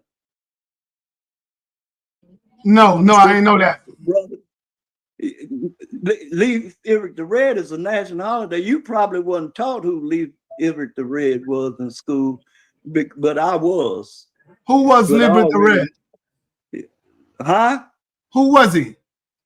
He was a Viking. He was the first Viking white man that came over here in 935, and he met the Wampum and the Pawnee up there, and they whooped his butt and sent his butt back to Greenland. But it's a national American holiday. Google Leif Erich the Red Day. They ain't never told us about that, but the American holiday, meaning that the American, the person that they classify as an American, that's we the people. The American, it ain't you people. See, all right. because when that Constitution was wrote and they say we the people, most of the people they call Indian was on the reservation, and all the blacks that called themselves Africans, you was on the plantation in May the 1st, 1776. And see, the Civil War was not fought for your freedom. The word freedom, look it up, means one who is free from government rule. That's the definition of freedom. So tell me, who in the hell is free in the world? Because there's 100 uncivilized tribes that live in the Western field over here, 2 in Africa, 2 in India. Hell, they got tribal government. So ain't no damn body free. And you here running around hollering you free. Shit. Okay, let me ask you, were black people here before Christopher Columbus? Colored people was here. No, was black people here? Was black people here in America? Black. Yeah, before Christopher Columbus. No, the word black ain't a color. It was some colored people here. Okay, the word, talk about it. The black is an adjective. Right. That modifies a noun. So a noun is the name of a person, place, or thing. That's you, right? Right. And then when you believe that you black, that's an adjective. Somebody done modified you. What's the definition of modified? It means somebody done changed you. Meaning your way of thinking is that of a white man. You got to be straight with me. We got to use correct language so we can get out of this gospel that we in. That's what me and Cole understood. See, everything got to be in a chronological order. Ain't no such thing as a black person. That didn't come into existence until 1930. If you'd have called me black when I was in school, you forget how to fight. You better not forget how to fight. You couldn't call nobody black. I agree with you. You're right. When I came up. Those were fighting words back then. And if you call somebody a bitch and a hoe, you got problem with their family. Right. But y'all don't have no. That generation after this, they don't have no problem with it. See, I remember a generation that called themselves soul sisters and soul brothers. Right. And now I live in a generation that call themselves dogs and fools, bitches and hoes. Right. See, I live in this generation now. But I remember when somebody looked like us was soul sisters and soul brothers. That's how we addressed each other as soul sisters. Now you address each other, people born after 1970, 1980, 2000 is what's a bitch, hoe, dog, or fool. Well, what is the definition of a bitch and a hoe and a dog and a fool? That's the reason I know that you're suffering from a mental goddamn condition called genocide.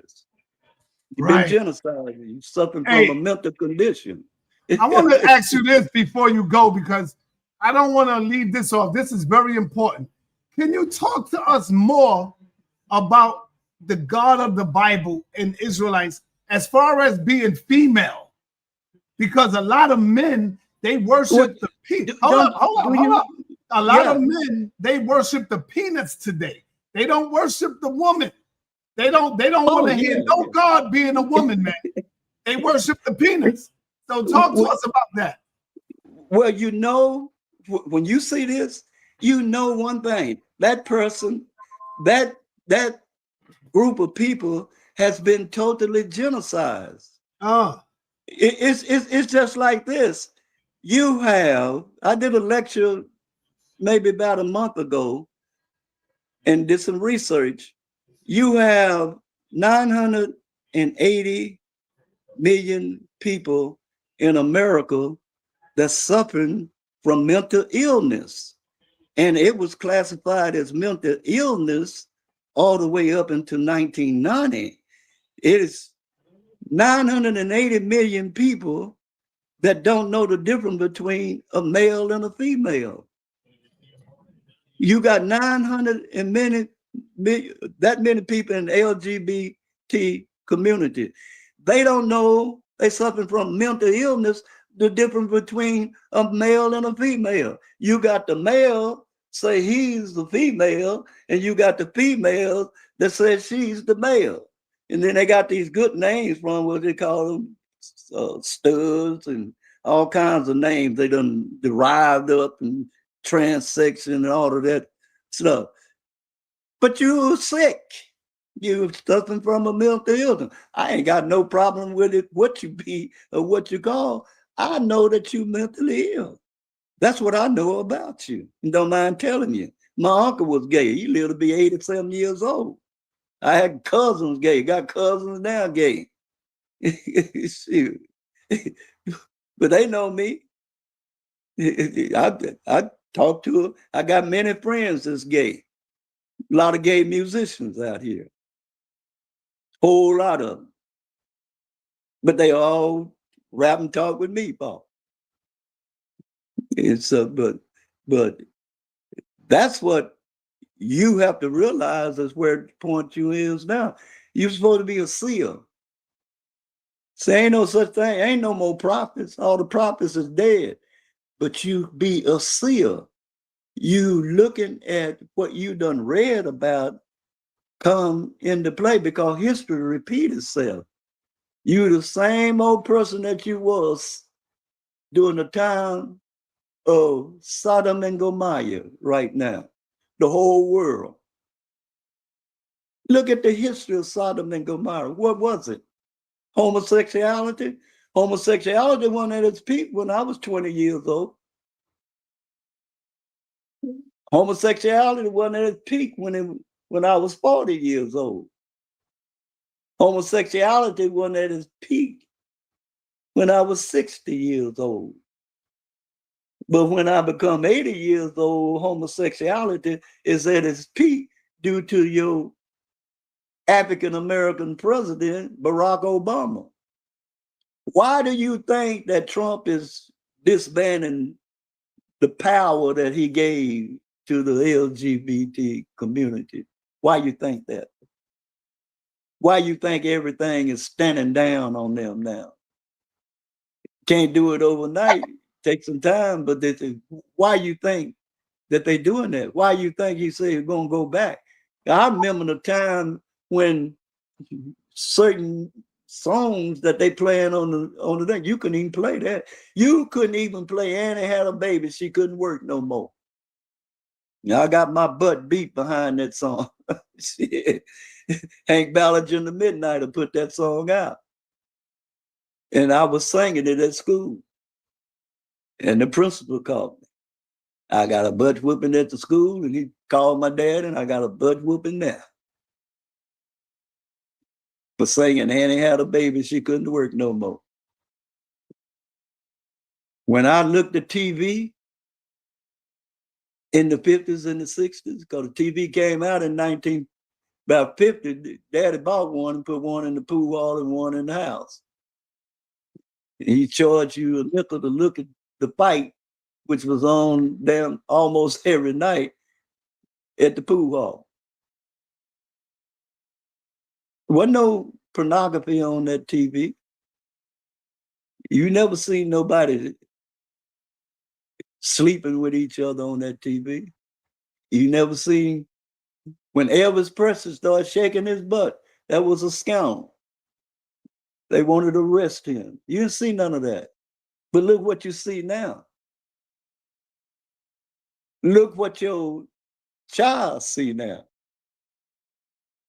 And you wonder what's wrong with the people now? Be a seer. You have, all of y'all have the knowledge that's studied this knowledge.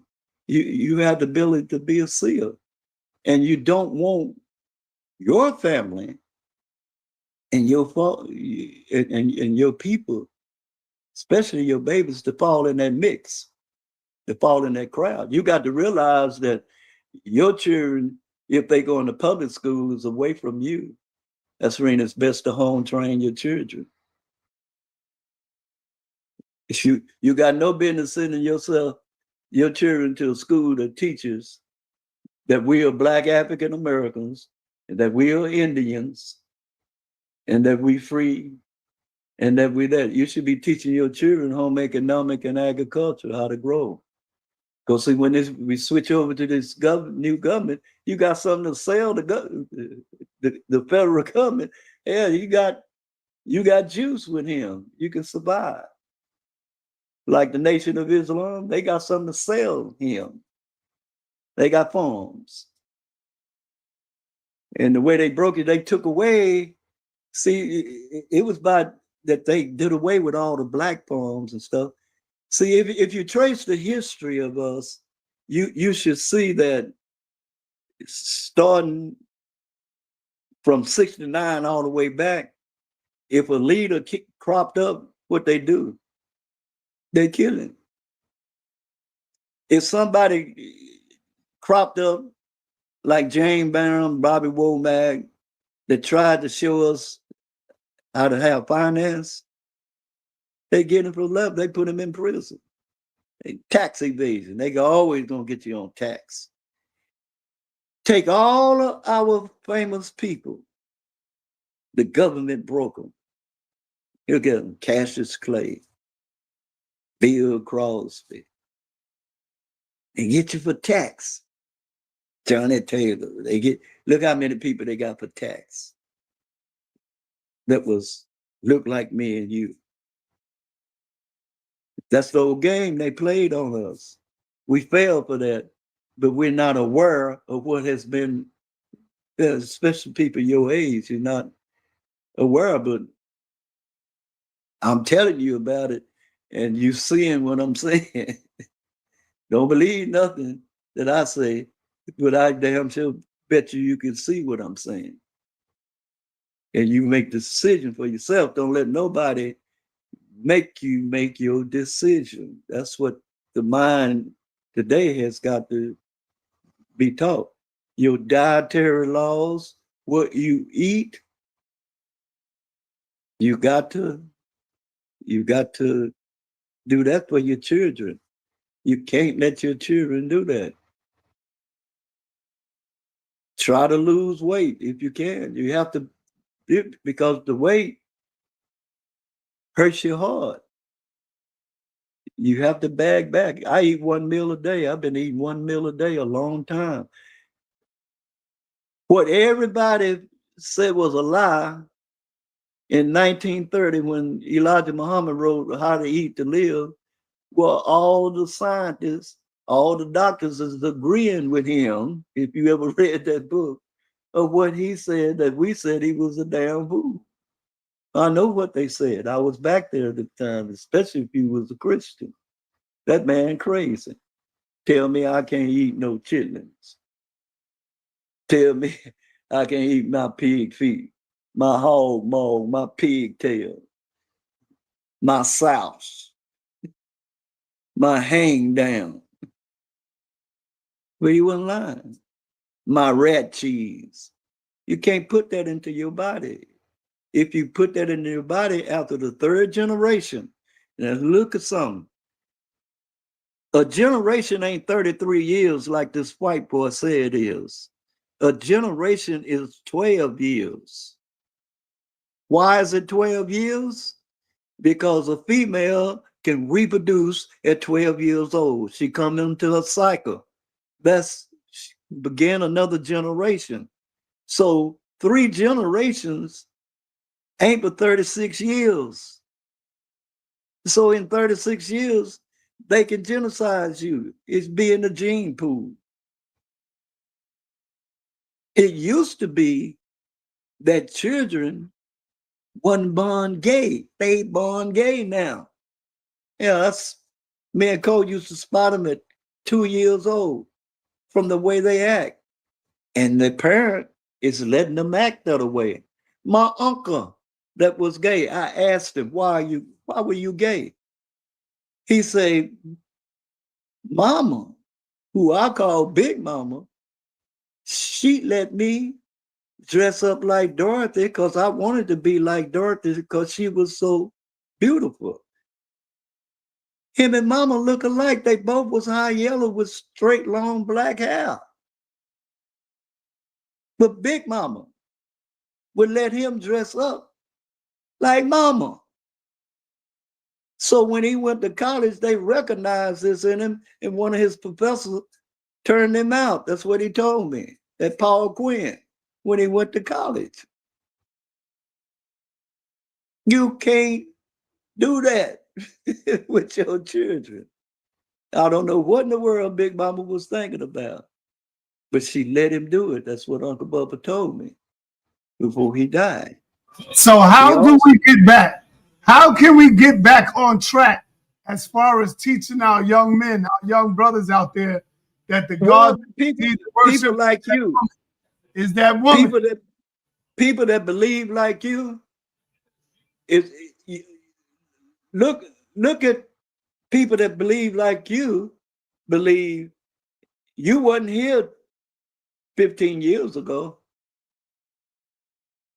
I mean, me and Cole started seeing that. I mean, we started seeing that this person born after 1980, 99% of them ain't gonna go to no church. They ain't believing in no Jesus Christ stuff. They are different generation of people. Like I said, when you start dealing with them generations, when you get into that millennium generation and that X generation, they got another belief. And they got a belief that you have to answer certain things because they ain't gonna believe in no God named Jesus Christ. They ain't gonna believe in it. And you ain't gonna get them to believe that when they're 20 years old. I had to go to church. People that were, I didn't go, but people my age, they went. It was a custom, a routine. I mean, just like it is now, it's a custom to the people that go to church. It's a custom. It's something to do on Sunday. You get your feel good for an hour.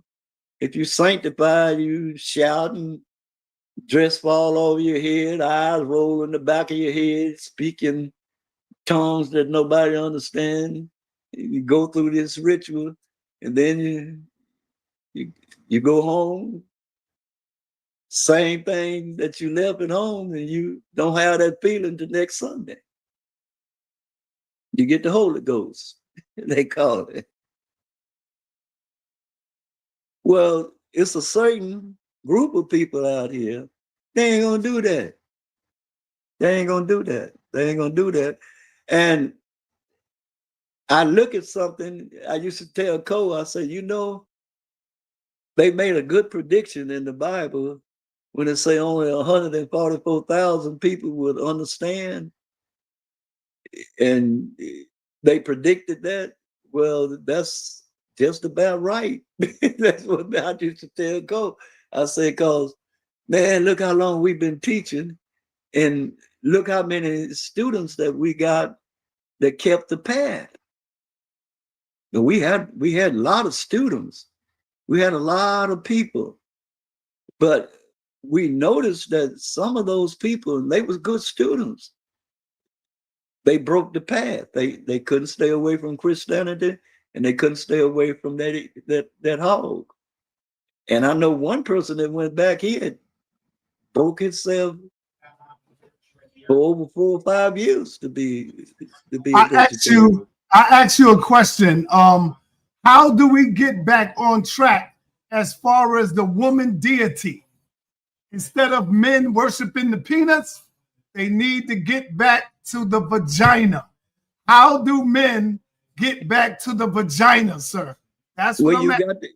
You got to train your son. Okay. In other words, you got to. Let me tell you something. I never drank in my life. I never smoked a cigarette in my life. But for 75 years, I smoked kiff.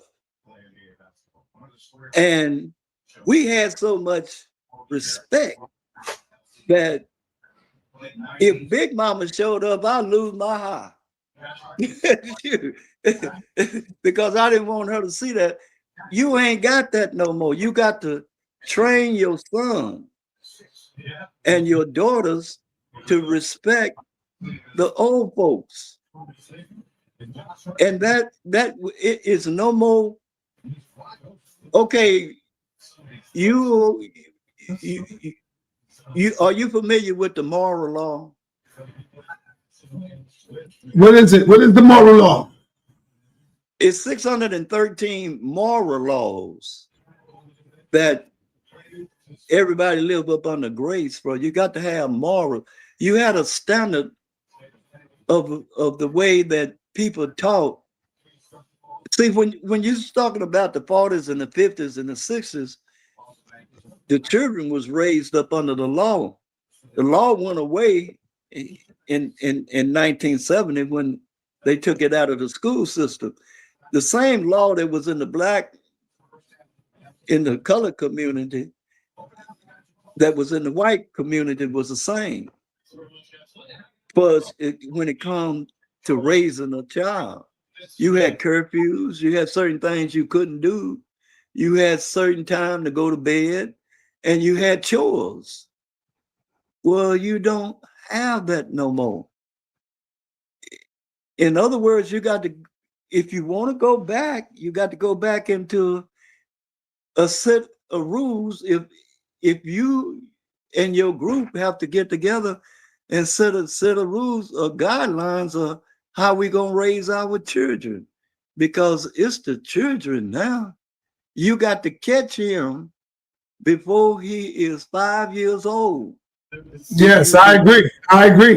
Now, we talked about the white man's Christianity, but somehow we can't finish this conversation without talking about Allah and Islam. So, are you familiar with Allah and Allat? Did Allah also have a female deity first? Because we had Allat that a lot of people talk about. Talk to us about that. Allah, Allat, and Ali. Uh-oh. Okay. It's 3 of them. I got it.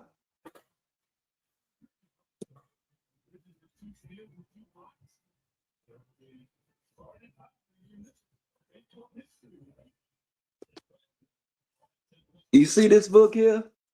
Yes, sir. Yep. Yeah, I see it. I'm gonna blow it up. The Encyclopedia of God. Woo! 2,500 deities. Okay. Oh, I got one heavier than that. Oh man, I would like to have that. What about this one? Yeah. 330,000. Yes. God. Yes. They name and what race of people Oh worship. man, that's awesome right there. They're supposed to be the daughters of Allah. Okay. Islam Now, is if a they're supposed to be the daughters of Allah, where's the okay. woman? Where's the woman in this situation? Well, let's ask ourselves a question. Islam is an old pagan religion that worship the moon god. Christianity worship the sun god, which is male. But hold on. Yes, you're right. You're right. Go ahead. You're right, brother. God, you're going in.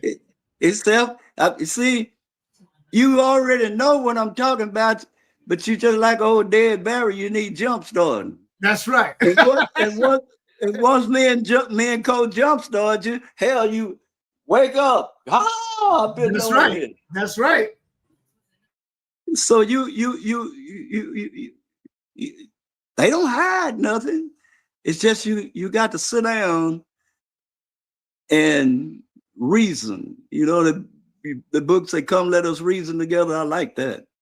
I like that statement. That if we come, let's reason together. You don't have to argue and fuss. Just reason. Now let's get back to Allah. Now, when you give us a little lesson on that. Oh shoot! I didn't have all of that, but I have off the cap, off the dome, off the dome. Oh, okay. This chart right here. Yeah. This chart here is Islam in a chronological order. When it first came into existence, how it got started, and what is what, the whole history in a chronological all the way up into now. And see, it's one thing that you have to understand about Islam is that Islam was the Ottoman and the Turks really enforced had a for Islam to be spread came through the Ottoman and the Turks. You had to understand the Byzantine. Are you familiar with the history of the Byzantine? That history of Christianity. You can't understand Christianity until you know the history of the Byzantine. And because that time period there was dealing with the Crusaders and the Knights and those tribes up there. So the Ishmaelites is who you're dealing with. This is what they call the suicide bombers.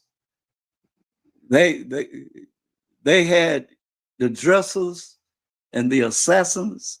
They came out of these tribes of people of the children of Ishmael. And that's who the Muslim is. And it spread it through the Ottoman. And I tell you some movies, you can go on YouTube. If you got Fire Stick, pull up the Ottoman. They got these movies. The Ottoman, the Byzantine time, the Crusade of Heaven, the Crusaders. You all of that history is the Kingdom of Heaven is a real good movie, because that's when it shows you in that movie the history of when the Muslim, the Christian, and the Judah, they all was in Jerusalem at one time, and they all ruled equal. They all believed in the ways of Abraham. See, those religions supposed to be in the ways of Abraham. And see, it wasn't called a religion, it was called the way. The way of life, right? So you talk about the fact that, okay, I want you The to way break of life. even the Just understanding like, of God. just like Here's the Ephi. question. Ephi is the way It's of a way of life. life. Yes. Here's the Buddhism question. is the way of Buddha, is Right. life. Right. Confucianism, the way of life. They teach the way of life. Right. They So here's didn't the teach question. it didn't become Religion. a Right. religion. It didn't become a religion to 4,000 BC. But it was called the way before it was called a religion. The And here's a way. question I want to ask. Like, okay, so I remember you talked about even the thing about Jesus the Christ, and how that really came from Oh, Hinduism. you in your Bible, you got 3 different Jesus. Did you not know that? Let's go Huh? into it. And we're about to open up the panel because I want you to break down that whole thing about The Jesus real quick. first, And then we're the going to open up the first, panel because you've been on fire. the So first. Where my Bible at? Well, I don't memorize it, but I would like to show it. Okay. he was teaching us about Well, how here it Jesus is. actually is a Christian. Here it is right up under me. If it's been a snake, it'd have bit me. And the 18th the first, you got 3. When you studying the Bible, there's 3 Jesus. 2 of the Jesus believes in the ways of Abraham. 1 of the Jesus believe in the ways of Paul. And you read about Jesus the Nazarene. So we ask ourselves a question: what is a Nazarene? The Nazarene was the most strictest sect of the Yehuda and Yasharal at that time period. They would stay straight by the law. They didn't deviate from the laws, not the Nazarene. Paul was the essence. Then in the book Acts, you read Bar Jesus. If you got a King James, Family Dollar Store Bible, it'll tell you up under there, Bar Jesus. Bar in Hebrew means son of Jesus. So you just found out that Jesus had a son that's in the Bible that Paul talked about. Jesus, the Christ, came 275 years after the death of Jesus the Nazarene. All right, all right. You gotta stop. You gotta stop. You gotta stop for a minute.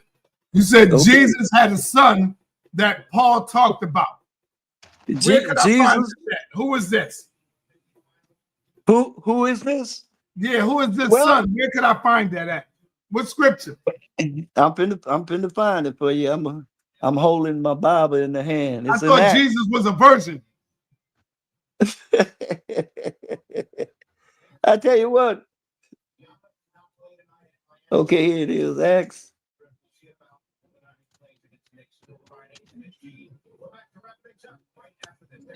I ain't talked this in so long.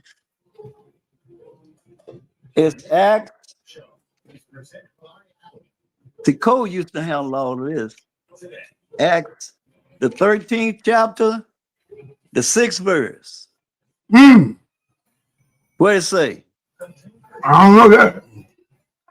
And when they had gone through the Isles of Patmos, they found they certain, Paul called him a sorcerer, a false prophet, a Jew, whose name was Bar Jesus, son of Jesus.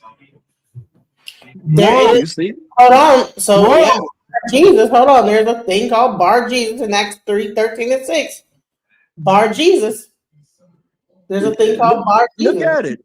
Look at it. It in my Bible. Let me let you read it in my Bible. No, I got the actual. Oh. I'm gonna show it here on the screen.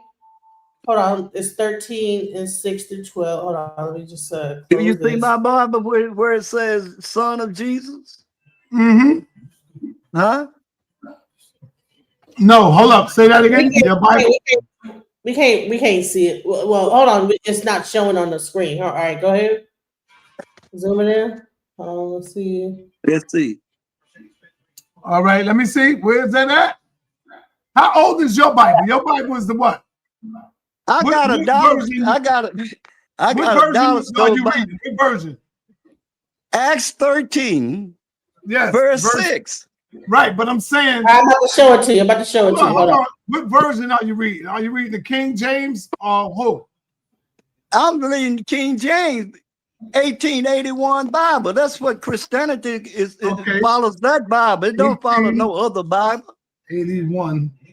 Oh man. Woo! Apostle is going to be mad at this. He's probably watching right now. Oh, you see that? Mm-hmm. Now, let's go over here. See, okay, I think I have it in the back. So now, show my screen. Hold up, Genesis. He's getting ready to go in. Hold up. Okay. Go ahead, sir. Okay, now go to 2 Timothy.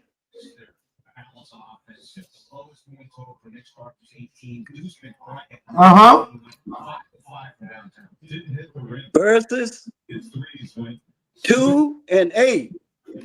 Read what that say.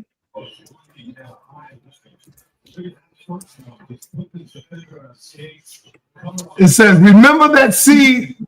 Oh, shit. Remember that seed. Remember that Jesus Christ of the seed of David. Hey, what Bible you reading out of? I'm reading the King James, KJV. King James, it says, 1881. This Bible here says, remember that Jesus Christ of the seed of David was raised from the dead according to the gospel. No, according to my gospel. Yes. Did it read my gospel? Yes, it did. Well, what is mine? What is that? That's you. Huh? That's it. Huh? That means Paul said he raised Jesus the Christ out of the graves according to his gospel. Now, let's look at this word Christ. Christ is Krishna. Let's do the etymologies on it.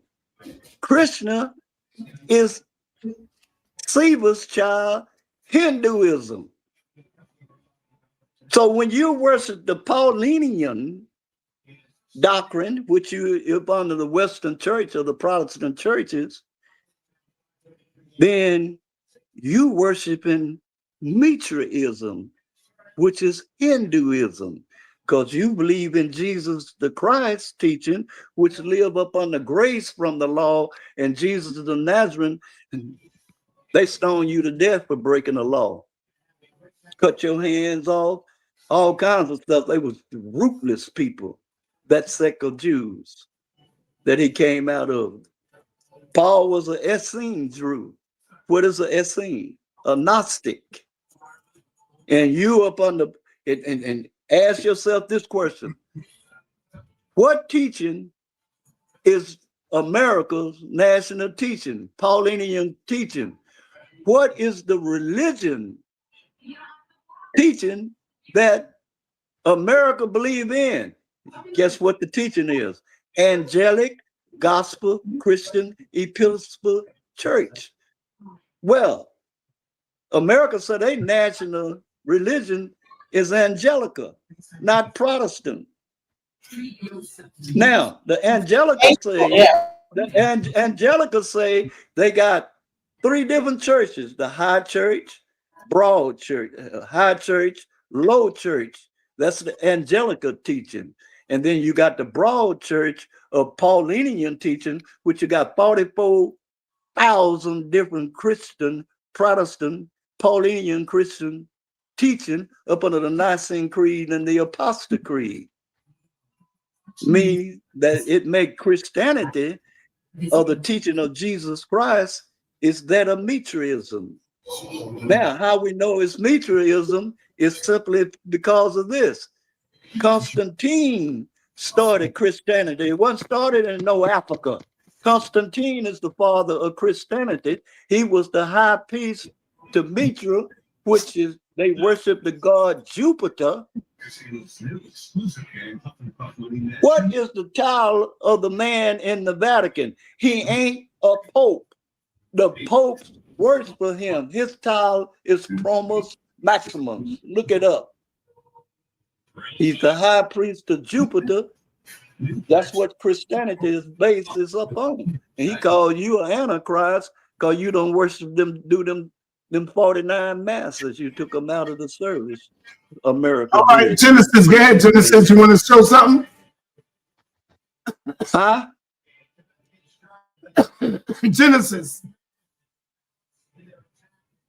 Actually showing the scripture that he talked about. Your screen sharing, Genesis. So it says, all right, in Acts, they traveled through the whole island till they came to Paphos, where they met a Jewish sorcerer and false prophet named Bar Jesus, who was an attendant of the proconsul Sergius Paulus. So Paul, again, we get into Paul, right? The proconsul. Paul said he was a sorcerer, a false teacher, because he was teaching that you couldn't break the law, them 613 laws. For Barnabas and Saul, because he wasn't keeping the word of God. If we'd have had discussion with you, you was over my house, I'd show you the 1613 laws. We made copies of them. Right. And so then in the same thing, when he talked about Timothy, so it's the same thing. Like, okay, wait, I kind of wasn't in here. I'm sorry, but I'm looking at this. Are you saying that Bar Jesus is the actual Jesus of Nazareth? No, he's the son. There's several Jesuses. Like Bar in Hebrew means son of Jesus. Yes. So, see, Bar in Hebrew is son. Ben in Hebrew is son. Mm-hmm. That word Bar is son. Yes. That's why some of the words in this Bible, you got to translate them back to Hebrew to get a clear understanding. Now, when you was having Bible study, hell, you done read over this, went straight through it, calling words you wasn't reading, because when you got there and seen Bar Jesus, why didn't you ask questions about it? You didn't. You didn't ask no questions about it. You see what happened because you didn't ask no question. Me and Cole did this. Some people do know that means son of Jesus. I get what you're saying with most people saying, but right. What is this? I missed out a little. What is the significance of this?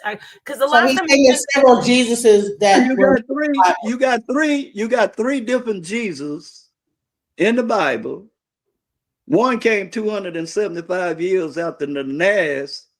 This way Barashema and Doc Ben, they used to call him the Nas. Doc Ben said that tease and paper, the big old tall black brother kicking butt when he was in the synagogue. And okay, so you're talking about the Jesus of Nazareth. That's what when you're saying the Nas. Right. Okay, that's the Jesus of Nazareth. Then you got Bar Jesus. We're in a chronological order. Right. That's in that. A whole different person. Now in Timothy's 2nd chapter 2, Paul say, for you to remember that he raised Jesus Christ out of the seed of David from the dead. He raised him from the dead according to my gospel. My is what kind of noun? A personal noun. My gospel. My gospel. What part of my gospel that the people don't understand? My means my gospel. My is you. So you up under his gospel, which is called Paulinian teaching. Pauline, yeah. Paulinian teaching. Okay. Of the Western churches up under the Nicene Creed and the Apostle Creed. You ever seen those creeds? Yeah, I'm Catholic. So let me just get this straight for everybody. So these aren't the same Jesus. This isn't the same Jesus of Nazareth. These are different. Jesus the Christ teaching, Christ is the title. His teaching is that you could live up under grace from the law. Jesus the Naz said you had to keep the law. Right.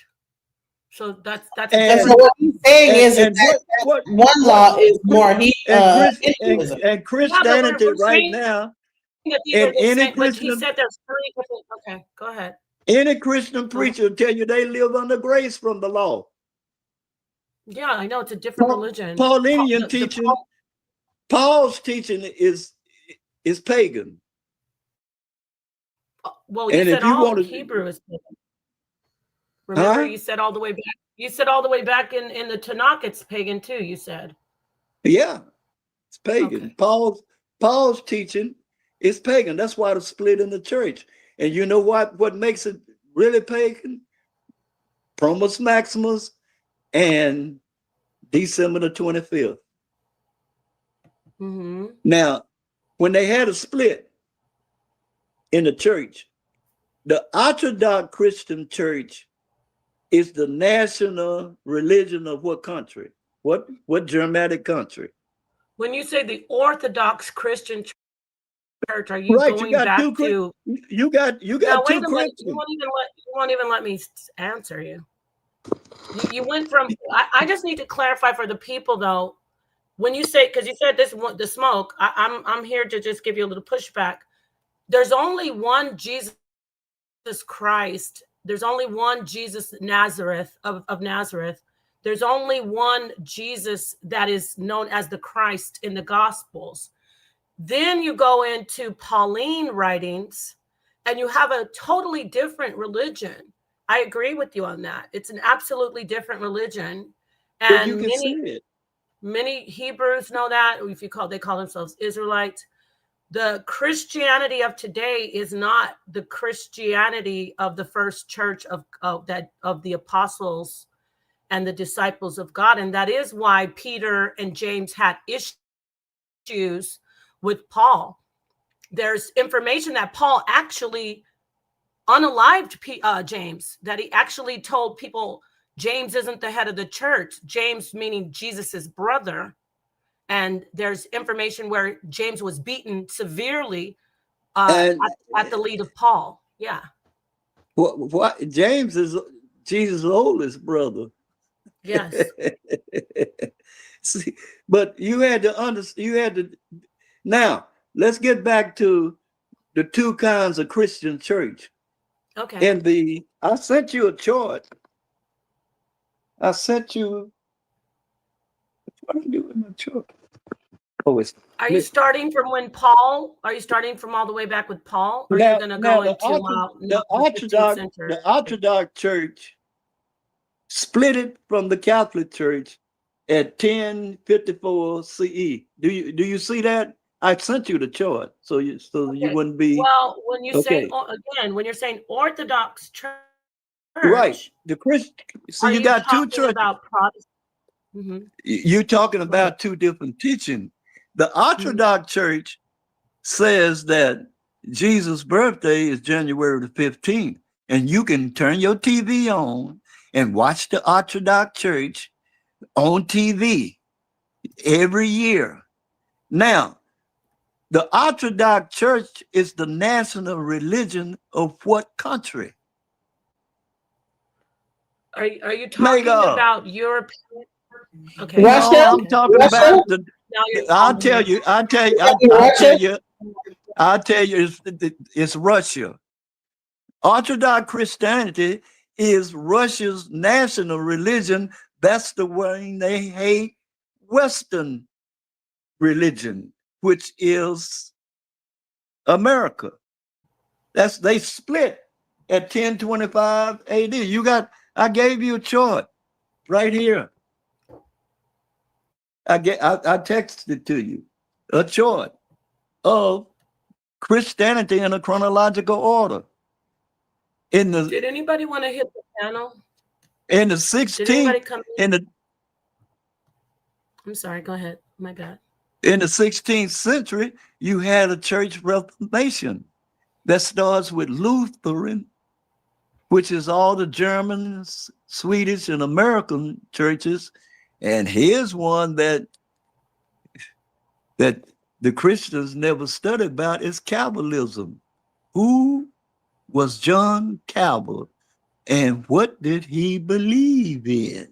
Calvinism is a part of capitalism. Yes, that's what it's based on with the American. Right. Now the next church is angelic gospel episcopal teaching. That's what America said, that they church is up under those teaching of the high church, low church, and broad church. Google what the high church and broad church.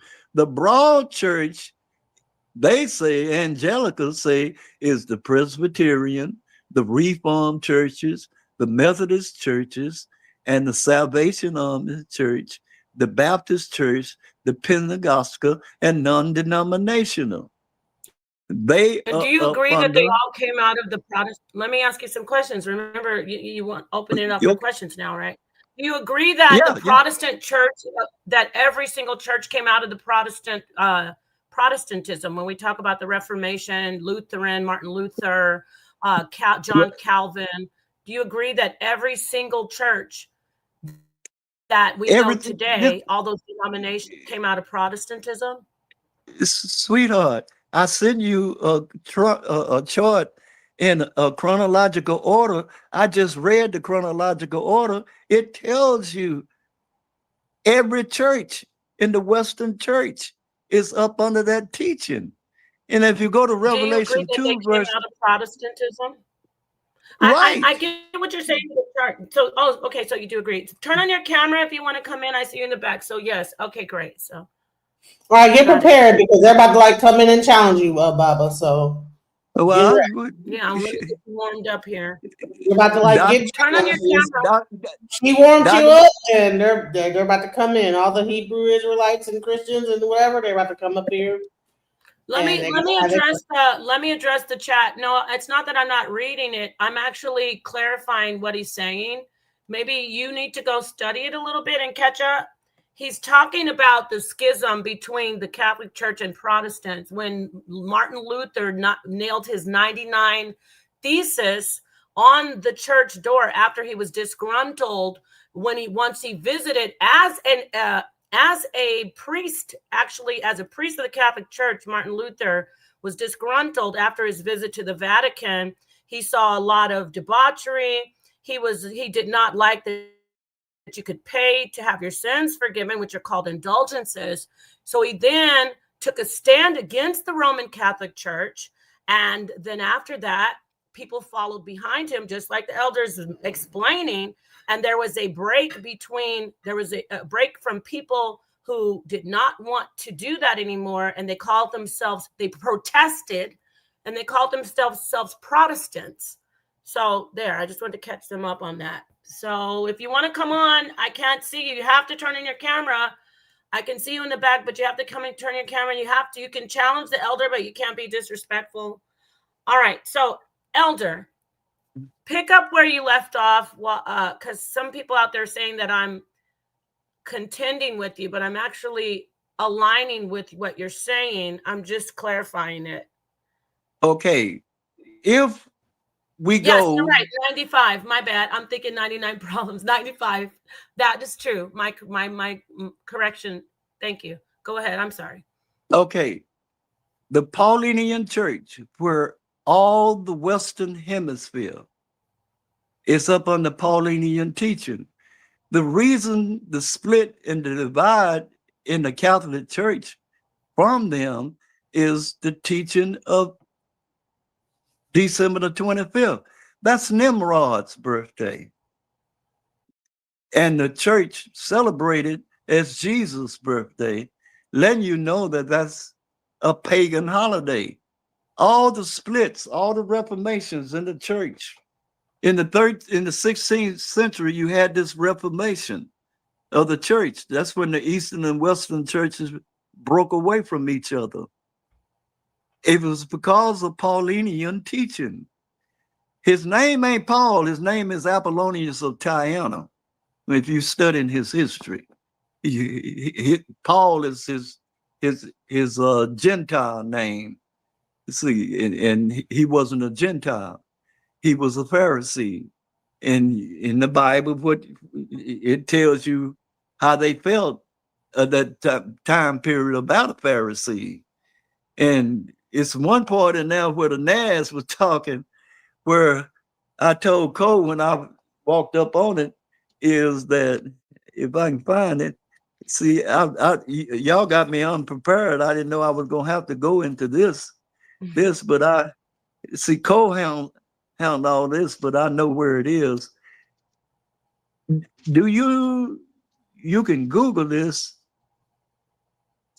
Do you remember the story of when Jesus was talking to the Jews, the Sadducees and Pharisees, and he said, I know who you are. He said, you are that of the devil. Yes, that's one of my favorites. That he said that your mama and your grandma was that's in Matthew's 23rd. He said your mama and your grandma, all of y'all was devils. Well, then I told Cole, I say, now we know that Jesus was a colored man because he played the doves with them. He talked about their mamas and their daddies of the false teaching that the Sadducees and the Pharisees were doing. And Paul was a Sadducee. And he taught. Let's look at this boy, Paul. Paul taught the Gentiles that they could live under grace from the laws that the Jews had of circumcision, of eating pork, of eating one. You didn't have to do that. And then he laid something heavy on them. He said that Jesus died for their sins, that they didn't have to do that no more. In the book of Deuteronomy, it clearly tell you that ain't no man can die for another man's sin. Everybody die for their own sin. You know where that is in Deuteronomy? You ever read that? Yes, I'm gonna get this one. Yes, yes, sir. I'm gonna get this one for you. So are you talking about this scripture here in John?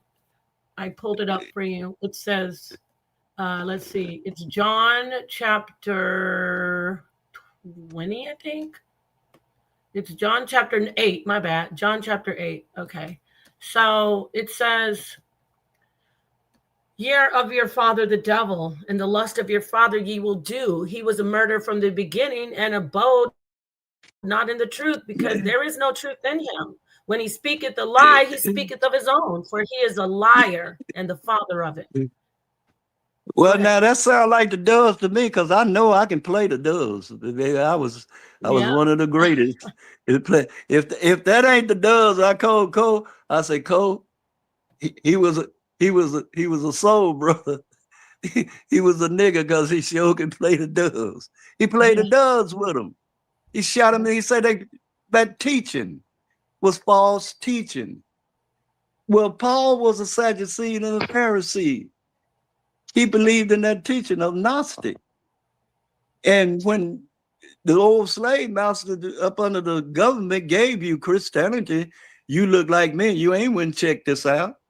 And then Paul, let me tell you the story of Paul. Paul told them, the Gauls, the Gentiles at that time he was talking to, they were the first one that converted to Christianity, that Jesus died for their sins. They could live under the grace of the law. They didn't have to circumcise each other, and they could eat any kind of meat. They could eat pork. He did say that. And that Jesus died for their sin. But Jesus the Nazarene preached out of 4 books: Deuteronomy, Isaiah, Proverbs, and Psalms. So we go to Deuteronomy 24 and 16 and says, the father shall not be put to death for the children, neither shall the children be put to death for the father. Every man shall be put to death for his own sin. But do you Jesus, agree but that the the Lord said that that's well, I'm gonna ask you something, sister. Ain't that common sense? Ain't that common sense? that you don't That's suffer common sense. common sense That's that you don't suffer the that's sin? common sense that each individual die for his own sins. Well, Common sense. not in the not in the law though, because in Deuteronomy 5:9 it says, "Thou shalt not bow down thyself unto the pagan." So it said there aren't generations, right? I want to ask you about that. What about with the law where it says you can't until the third and fourth generation? Like with certain situations, they put the sin on the children. You put this curse on the children. You go to Deuteronomy, the 28th chapter of Deuteronomy, where you get your curses and your blessing. Read it and then tell me if it ain't the Black African American, the people that call themselves the Black African American. And it clearly tells you, envy not your oppressors, choose none of his ways. And Nat Turner was reading. That's the reason I like old Nat. Because when Nat come across that part that if anybody put you in slavery, you kill him if he release you. Ain't that what Nat did? He's the only preacher that I admire. Because the rest of the preachers tell you, envy not your to pray for those that spitefully misuse you. Slave, Right. obey your master. See, the present No, my day mom preacher. hates that Yeah. one. My So mother hates that one. It's 5 and 9, yes. So in Deuteronomy chapter 5, verse 9, that's before when we see in Ezekiel 18 when it says the children will not suffer the sins of the father. Yeah, that does make logical sense. I mean, The yeah, answer to you, common I didn't sense tell answer. you that. Ain't nobody I can. would like to go ahead. I was going to bring this brother in. I know people like you interrupting the elder. I'm not interrupting. I'm just trying to, get in Oh here no, and make sure. you all right, sweetheart. You ain't Thank you. Tell him again, I elder. don't wait a minute. First of all, I'm not an elder. Oh, no, that's right. Yeah, see, that's first of all, I ain't an elder. An elder is a wise man in a church. Well, you are That's what an wise. elder. Look up the definition of elder.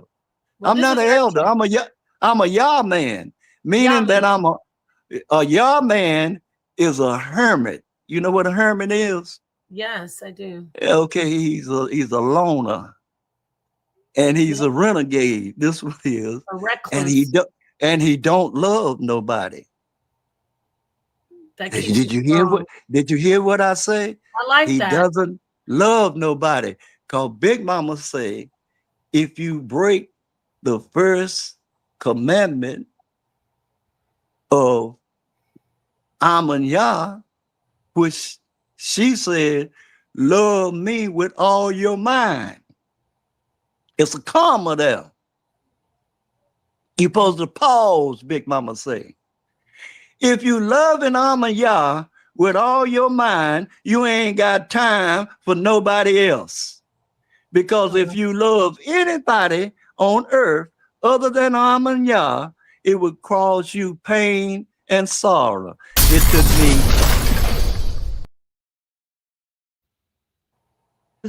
and 8 years of shacking with a woman for me to understand that. So when I went and told my mama that I had to do what her mama said do, she told me don't never speak to her no more. Big Mama still was living when this happened. And when I started back 10 years later speak to Mama, she told my wife, I was married to a lady named Celeste, that who talked to my mama every week, 2 or 3 times. Her and my mama would talk to each other. I told my mama, you told me not to never speak to you again if I didn't love you. I say, that's why I didn't speak to you. I was obeying what you said. Nowhere in the Bible, Big Mama say, it says, love your mama and daddy. Big Mama say it says, honor your mama and your daddy. And honor means respect. It doesn't mean love. The love is only for Amun Yah. That's how I was taught. That's how Big Mama, both grandmothers taught me. That's what I believe in now. And see, I when I tell somebody cold, you say, now that's cold though. Why he said, I ain't got that mind yet. He would always tell me, he said, I never have obtained that mind that you in, that you don't love nobody. He said, man, he said, I just ain't there yet. He said, you done graduated on me and I ain't made it there yet. That's right. And he never made it there. And I ain't seen too many people outside of my dad and my two grandmothers that's made it there, that they don't love somebody.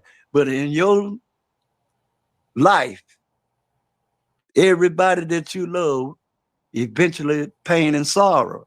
And Big Mama said, if you were female, 9 months later, Big Mama said, here comes a whole lot of pain and sorrow because you giving birth to a child because you love something that you didn't know nothing about and you broke the commandment.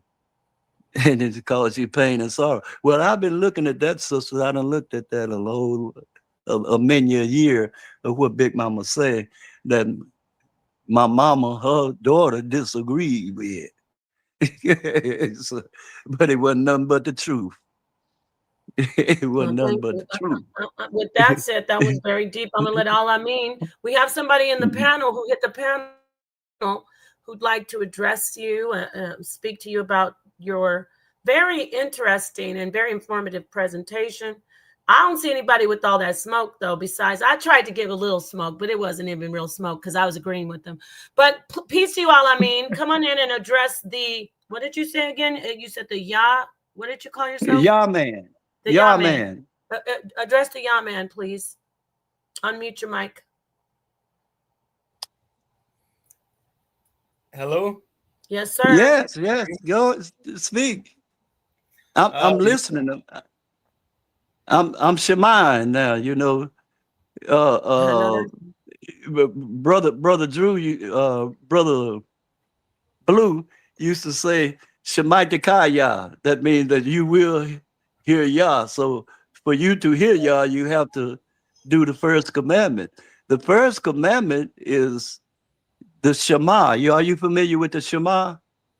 Shema Yasharallah, Yahweh Allah Yeah, Hayanawa. Shema Yasharal, Yah Abin Yahika Kamadi Yah. That means listen.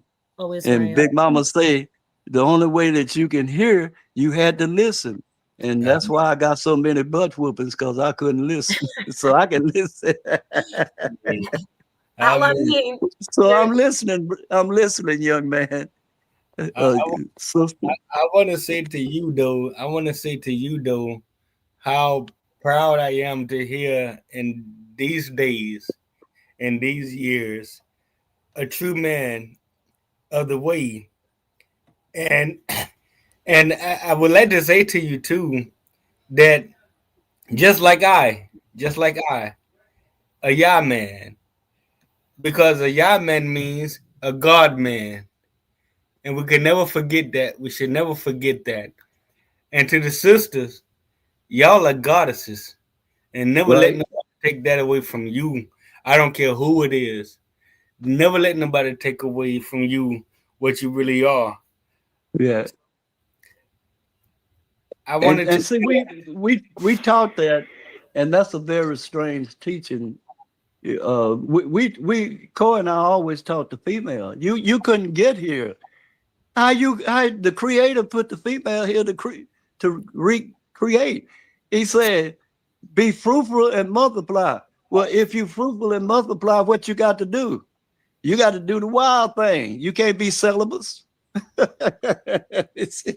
Yeah, and that's what I love about my mother, because her being able to do so brought me here today. Right. So as a Godman here today in 2025 and going on 2026, we're going to see some challenging things in 2026, and we're going to see some times in 2026. But I just want to tell my people, never give up. Don't give up.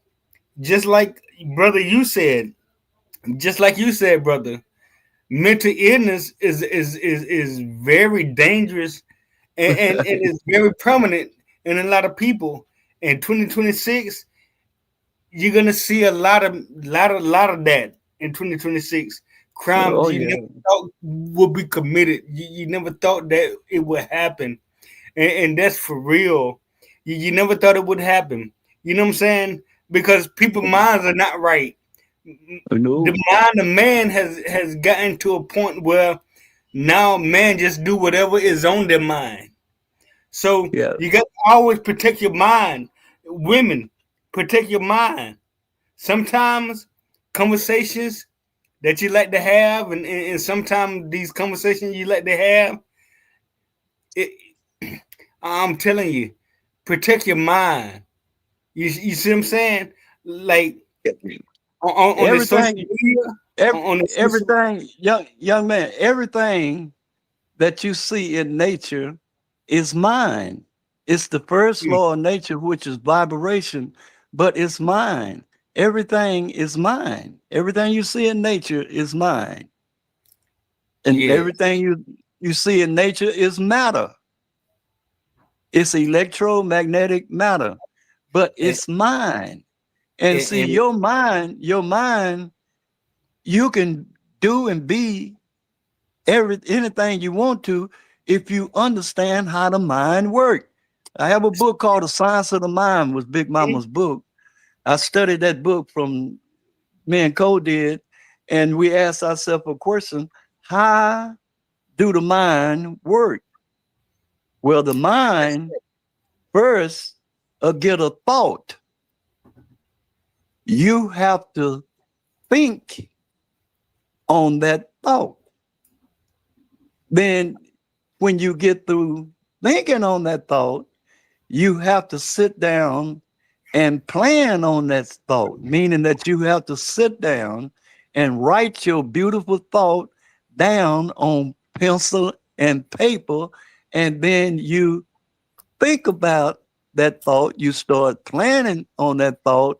Your next step is that you have to get off the bench, as my dad would say, and make that beautiful thought that you had, that you thought on it, he said, and put it into action and make it come into existence. You have to make it come into existence. Once you make it come into existence, you have to work on that. And when it comes into existence, you see your beautiful thought that you started thinking on, that you made it happen. That you made it happen. Mm-hmm. He said, when you get through with that, go to the next adventure. He said, but before, boy, you can do that, you have to have a will to do that. He said, and the way that you adjust a will is that you had to send a message from your child, but to his brain, that he will do what you say for him to do. The will got to be, in other words, that will got to be developed in your child to do that. But you the greatest person in the world. Ain't nobody like you. Nobody got your full prints. You a supreme being. There's nobody like you. You're the greatest person that ever lived. Nobody got the four prints. When the creator made you, he made you with the four prints. You can't duplicate you. I put it like this: as good as you thought you could make love, you couldn't even love upon you. What you loved upon had different fingerprints, toe prints, voice print, and eye print than you. And as good as you thought you could make love, you couldn't make another you. That's right. You the baddest thing that ever walked the face of the earth. That's right. Each individual. And that's the reason I say I'm a GDI, a goddamn individual. That's a supreme being. I tell a white boy that quick. I ain't no goddamn, I ain't no human being. I'm a supreme being. That's what the creator created. A supreme being. Let's get into that. Let's go and get into supreme being. Because so much we think that things are happening to us. We think that the world is happening to us. And do you believe that Christianity puts you into a victim mind state? That when you think that there's something outside, like a God, that's Well, controlling everything, that you get into a victimhood of, what okay, well, this is happening to me. There's a devil, there's a God, there's this opposing force. Everything is happening to me rather than I'm in control of this whole situation. Can I ask that? in Christianity, you got a word called gospel. Mm-hmm. And when did that word come into existence? Gospel. That's break that word down. You up under the spell of a God because you believe. And common sense should tell you, you could not worship Jesus. The people, the God Jesus believed that you was a subhuman. And you pray to him to save you and come back for you because that's who brought you over here. Good ship Jesus the Luxor. So that's in your genetic DNA break that the people that's Christians. I mean, I'm telling the truth. I mean, no attack, just facts. That's what Cole would say. It's like no attack, just facts. He used to explain what I'm explaining now. I didn't have to deal with the Bible. Cole dealt with that, but now he ain't here. I got to deal with it. so it ain't no attack on you. It's just facts. It's facts that Christianity is a pagan religion. If you could read its comprehension, what do the book of Jeremiah say about a Christmas tree? You got them all in the church house. The people that say they Christian. What do it say about new moon festivals? You finna celebrate one tomorrow. You celebrating the Germanic race of people conquering the people over here. That's Thanksgiving. They're giving thanks to them. That ain't what they taught you that was. And common sense tell you that they giving thanks. It ain't you. You ain't free. And you here just like some old Negro looking for, like Elijah Muhammad said, searching for a white man's holiday. It's pagan. Your book tell you, envy not your oppressor, don't do none of his ways. It didn't say some of his ways. It said none. If you read, that's why I have a problem with a preacher with a doctor's degree, because it ain't you, the congregation. It's these preachers that's sitting up teaching, and they ain't prosperity preachers. Yeah. They want your money. I have a question. When it comes down to even God, you riding the bus, and he riding in a limousine, and you riding the bus. He's sleeping on silk sheet, and you sleeping on cotton sheets. Because you know what? One last question I would ask before I want to cut. I don't want to keep cutting people off. Like, break down the understanding of God. You're saying that God itself, that there is there is no real God. There is that God itself is a manifestation of Germanic principles. Can you break that down? That's okay. Let's study. Let's study. Let's ask ourselves a question. Let's ask. You can ask Google now, but we had to look in the etymology dictionary. We studied with them 5 W's. We asked ourselves, when, that's a W, W-H-E-N, did the word God come into this language, and what word did it replace? Yes. Well, then you will see that God came into this language in the 6th century. It replaced the belief that they believed in the higher power was called Guden. Who did Guden replace? Guden replaced Wooden. Who did Wooden replace? Wooden replaced Odin. Odin was the national god of the Anglo-Saxon, the Germanic race of people. It was Odin. When did the word heaven come into existence? In the 14th century. What was it before it was heaven? Valhalla. When the word hell come into it? It came in the 14th century. What word did it replace? Hades. That's the way you study. That's the way you get the truth. That's the way you understand that you believe in a lie when you believe there is a God, there is a heaven, and there is a hell. Because you are dealing with what the Hellenistic people said. You had to know the history of these people. Who are you dealing with here? You're dealing with Magog, Gog, Tubal, Tyre, Javan, and Gomer. Those are Genesis, the 10th chapter of Genesis. Tell you that's the Isles of the Gentile. And here you are, a Black African American that's in a church calling yourself a Black Gentile. My question to you is, how did you become the Black Gentile? Because it was a white one before it was a Black one. How did you become a Black Muslim? Because it was a white one before it was a Black one. How did you become a Black Hebrew Israelite when it was a white one before it was a Black one? And you know what's so familiar? You know what's so great about what you're saying though, is that now check this out, right? When he went up against Pharaoh and said, "Who is your God? Who sent you?" He did not say God sent me.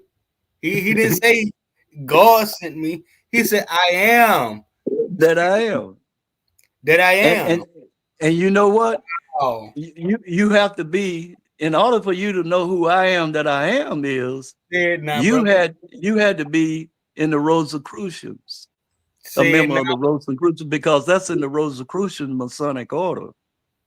See, you know who the Rosicrucians is? And when you come into that tree, you better know how to eat from it. And when you come from that tree, you better know where to go to eat from that tree. You see, because that's a great tree. That's a great tree, and that tree taught me though, brother.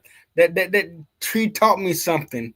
And my day growing up now is that a lot of brothers are lost, downplaying, talking down about the Black woman or the woman, just demeaning the woman today, and thinking themselves to be bad, to be better than.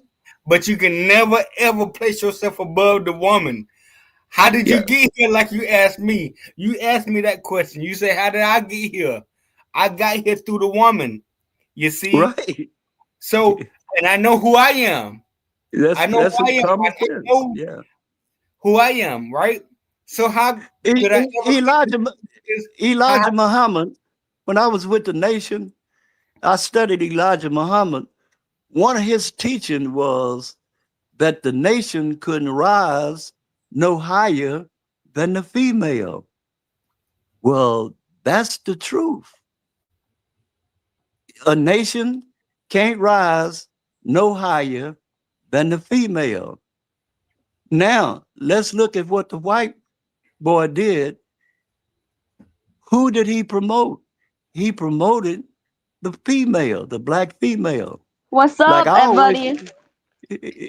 And see, what's up? He taught the Black female when I was in a segregated school. Shut up! Can you be quiet? It's my. He taught them home ec economic. He taught the male agriculture.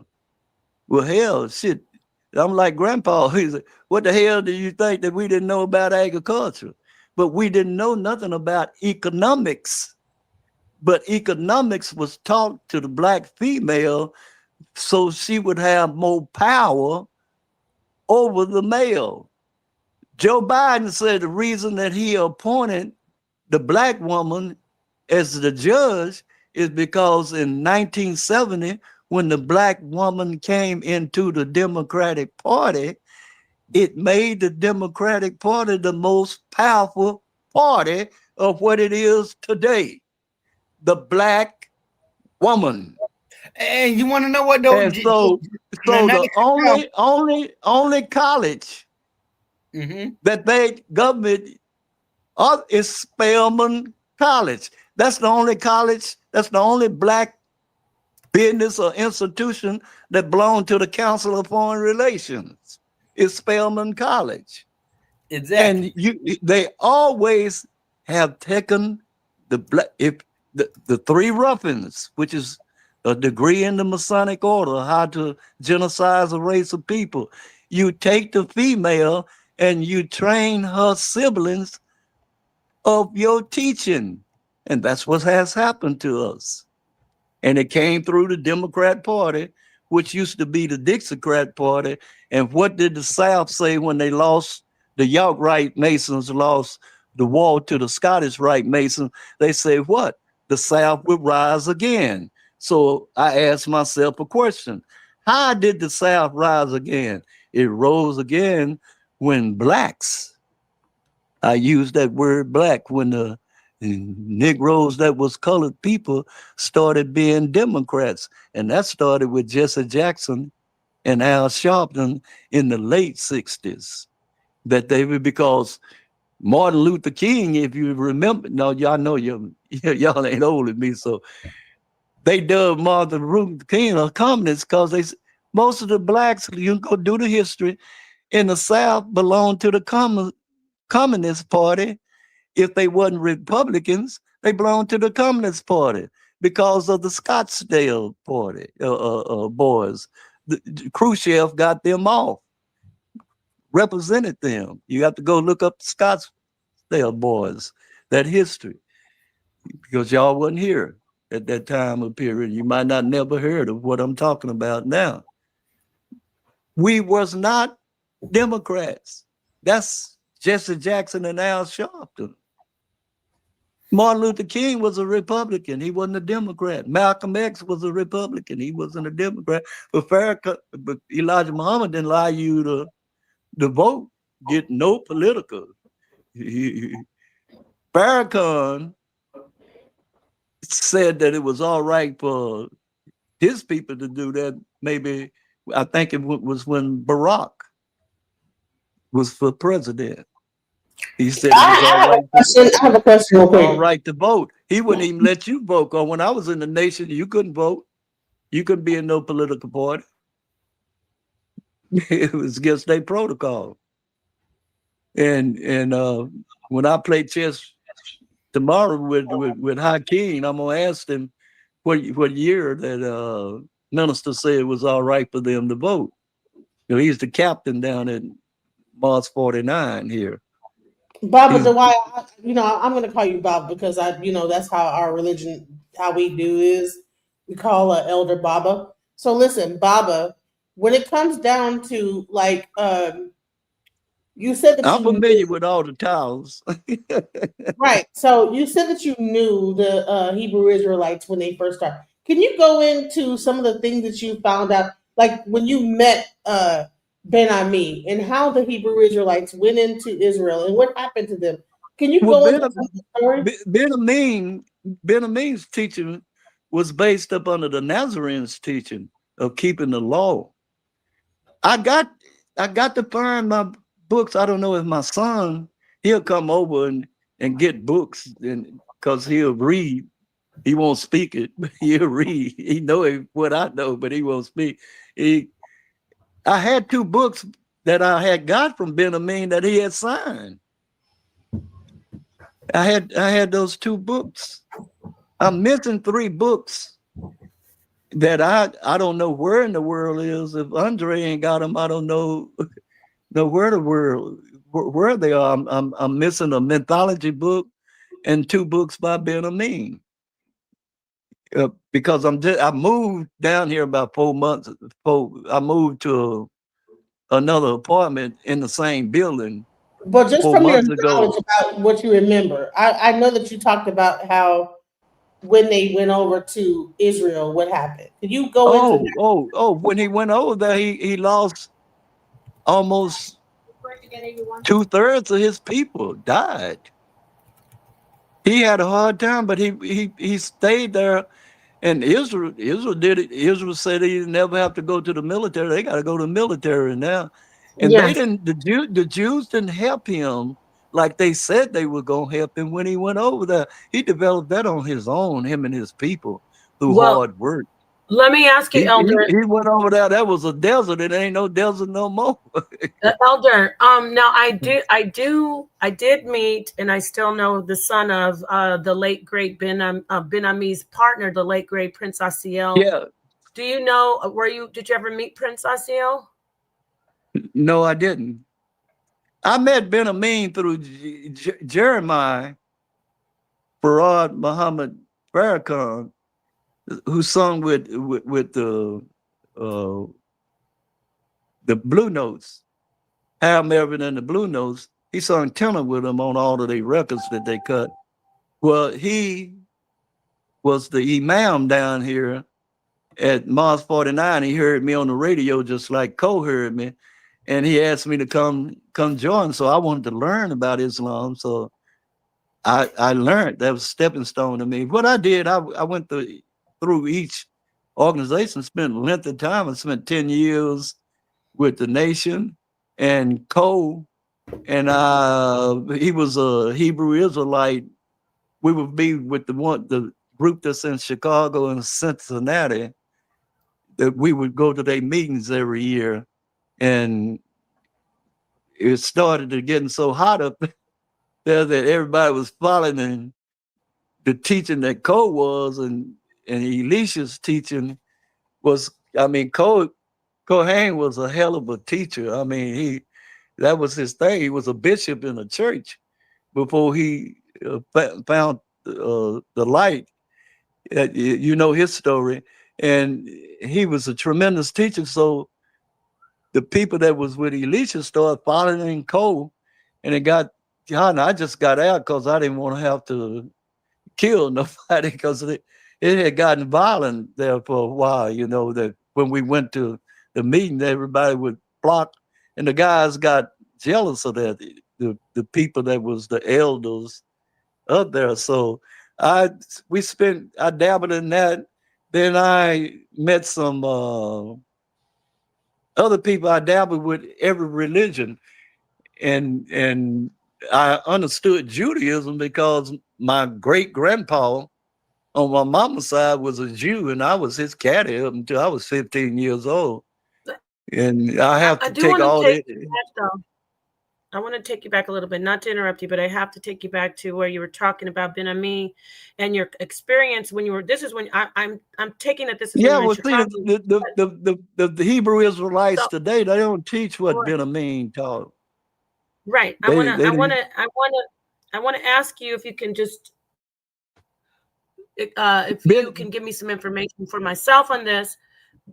From what I saw with Prince Asiel. Okay, go ahead. I'm trying to ask you a question. Yeah. Ben Amin's teaching. Let's get this straight. I know, but I wanted to, before you go into Ben Amin's teaching, you were talking about the climate in Chicago with the Muslims and the Christians and all. I want you to really stay on the point where I saw, even if you were Hebrew, Muslim, Christian, the Black men in those communities, they came together like in an ecumenical kind of movement. Like they still had this solidarity. That's what I wanted you to touch on. And so now I'll hand you the mic back. Can you talk about that? The present day, you see, all religion is reformed. Islam is reformed in America. Once it gets to America, it's reformed. Because you can't practice Islam if you can't speak Arabic. I mean, they'll tell you that. The Arab will tell you that. And Judaism the same way. You can't understand Judaism if you don't speak Hebrew. And not many people speak Islam, and not many people speak Arabic, and not many people speak Hebrew. So if you don't speak the language, these people don't classify you as one of them, and you up under the true teaching. Your teaching is reformed because the teaching can't be put into this language. You can't translate Arabic and Hebrew into this language. You ain't enough words in this language. This language is made up over 200 different language. You got words like TWO, TOTOO. In the other language, they got one word that represent what that is. This is a coded language. This is what make it. You got it's a coded language. It's read from left to right. It's the language of the ancient serpent people, and so this was called a forbidden language that we speak in, and most of us can't speak nothing but this language. In other words, we speak the language of the devil, if you want to put it like that. Can you get into the serpent language when you said that? I think you said something like you can't say a certain way without saying hissing. Like, Well, in the ancient serpent lords, the reason you know that you got this language is no J's came into this the language into the 13th century. The oldest cut in the world is called a serpent cut. And they made a movie, James Conrad the Barbarian, James Earl Jones. They showed you how that cut worked. And one ain't no such thing as science fiction. What you see that you think is science fiction, oh hell no, it ain't nothing but the truth. And they put it in a movie about the ancient serpent people and people shave shifter. See, this planet down here ain't nobody inhabitor of this planet. Everybody was put here. You came from another planet. You weren't inhabited. You was put here. You came from another planet. You didn't come from this system. This system got the draconians here, the palladium here. They tell you about the palladiums and draconians in your Bible. You got the Martian here. You got the people from Venus, from Mars, Venus, and it's a funny thing that did the you don't ancient know. I'm finna lay something real heavy on you. Do you know that in 1960 and in 1950 that Truman signed a peace treaty, him and Dwight D. Eisenhower, with the Martians, with Mars. And they sent a colony of people to Mars from Russia and America to live. They colonized that planet in 1950, and they made a peace treaty with them. So we're going to get a visit pretty soon. And how you know that is because ask yourself a question. Why did Trump, when he got in, every branch of service have space troops? They are a special group of people that are called space troopers. They made a movie, Space Troopers. Why is America in every branch of service got space troop? And you can Google space troop to see how these highly trained people, what they know. Ask yourself, why is the reason that you need space troopers that's come? here's the question: did the Because serpent people mix because with human beings? because the people down here, we didn't come from here. You came from another galaxy. And see, all of this is I know unbelievable, Well, but well, it's Hold on. Did the serpent people mix with human beings and create a hybrid? And is that right, right. the are they You can black tell or are they you ever Caucasian? studied the history?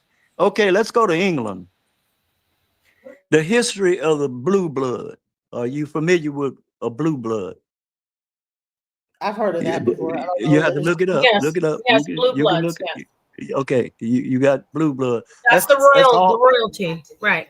Right. Ask yourself another question is why is that family rule that place up until now? I mean, why would how can somebody rule a country, just this one family rules that whole country. Who is these people that you have to do what they say do? Ask yourself a question. Why in America that you have to do what the federal government say do, and they make the laws, and you don't know who the federal government is? Huh? Why you got to shut your churches down if the federal government in everywhere tell you to shut them down? Why was a cathedral in the Vatican and Mecca was shut down? Who is these people that have all of this power that tell you what to do and not to do? Who is these people can give you interest rates, take it away, and then the government is shut down? Who is these people that shut down? Because these people you got to pay taxes to in every country. Who is these people? That's what I asked myself, but I went and found out the answer who these people was. But have you found out that answer? No, you haven't. But those are Well, questions. tell the people, this is getting interesting. Yes, the people, and take it back to what Genesis asked you. Who are these people? Are these the people that we know as the Nephilim, the Nagas who hybrid with the? Are they reptilians? And are there black reptilians? Are there black snake people that are like from the snake tribe, or are there black people that are also from this, or is it only the Caucasian people? Or did they merge in with them? What is the true origin? Yeah, see, y'all got me by surprise. See, my company commander wrote a book called A Pale White Horse. Are you familiar with that book? Yes, I am. Yes, I am familiar. Yeah. Behold the Pale Horse. That's your company commander, Bill. Wait, yeah, what? He was in the Navy. I was stationed with him. Him and me, he was a friend of Mr. Corbett. And in '65, me and Mr. Corbett won the 5th Navy District badminton. We played. I could play the hell out of badminton. William Cooper. We won. We Bill badminton. Cooper's your company commander. Bill Cooper was my XO. What? Let me drop a bomb right now. Hold on. And see everything. What? Bill William Cooper was in the Navy with you? Wow. Yeah, I was stationed with him. I was stationed with what was that president? He was in He was in VF 43. I was in 101 at Virginia Beach. He died. He was a senator. He was a president. Oh, you're talking about McCain. McCain, yeah. Yeah, let me drop a bomb for that one too. You do know I'm in Phoenix, in the Southwest, the hotbed of all UFOs and all of this information. Oh well, yeah. Oh, baby, you definitely out there. So I mean, Colorado and Phoenix, Arizona, out there. Now, Cole was an air patrolman. He was stationed out there for 2 years. Wow. Out there on what they call it, 57. You talking about Luke Air Force Base? Yeah, he was stationed out there, but he was an air patrolman, and that's like a police. Wait, are you talking about Roswell? Are you talking about Phoenix or which one? I'm kind of jumping ahead of you. He was stationed out there where that forbidden zone that's out there. Area 57, yes, Roswell. Area 57. They made a movie about Area 57. Well, Cole was stationed there. Good, y'all. Cole was out patrol there. Okay. I feel like we should stop this and start a new one. No, like listen, he's 80 years old. if you got them on live, just get as much as you can because it's hard for them to like, you know. Okay, so this family, she's right. This is the part we're gonna cut these parts up and maybe do it again, but this is live. Let's go into talking about what did you and Bill Cooper talk about with these serpent beings, nagas, like race is a social construct. We getting into it. I don't need the black white stuff because that's a social construct. I want to hear about these serpent people and the reptilians, and I'm sure every Genesis and everybody else does. What about it?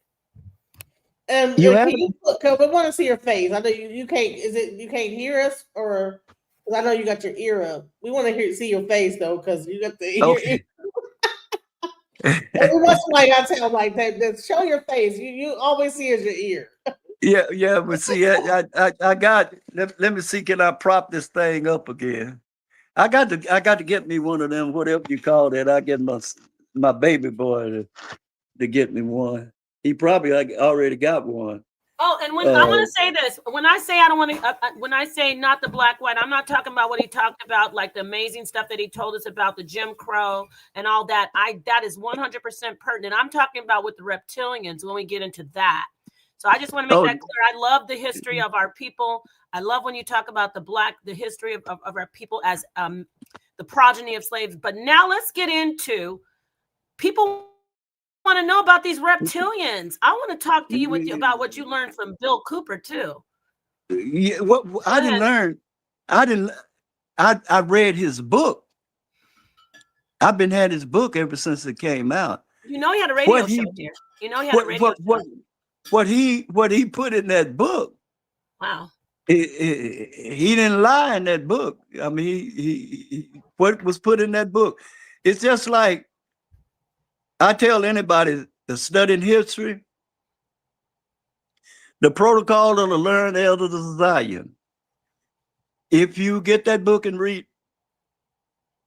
that's what's going on right now worldwide.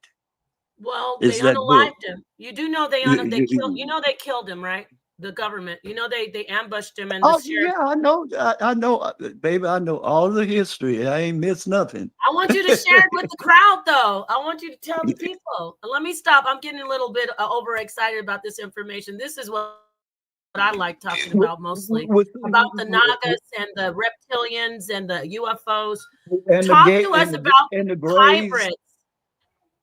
The Greys. Talk to us about that. I'm going to stop interrupting. Okay. I'll tell you what books to go get so you can get this information. If you can get any of Malachi York's book, get the book called Shabala. That would tell you everything. And I find that book, my son brought me about right at 100 books. Yeah, we don't really promote Malachi Z. York over here, though. Well, it's not promoting nobody. I would not, if you don't mind, could you just stick with something else? Not him, please. I don't. Well, that's what you get. The thing is that you don't promote Malachi Z. York. Some of his teachings, though, are some of the same teachings that. You might not promote him, but what he taught was the truth. Now, what they did to him, it was a reason. What they accused him of, he wasn't guilty of what they accused him of, because if you practice Islam or Judaism, you can have as many wives as you can support. And then those kids are certain sheiks and those kids are promoted to those guys, sheiks, when they are 9 and 10 years old. So what you think about him is strictly a Christian concept. You might not be a Christian, but you're thinking like one.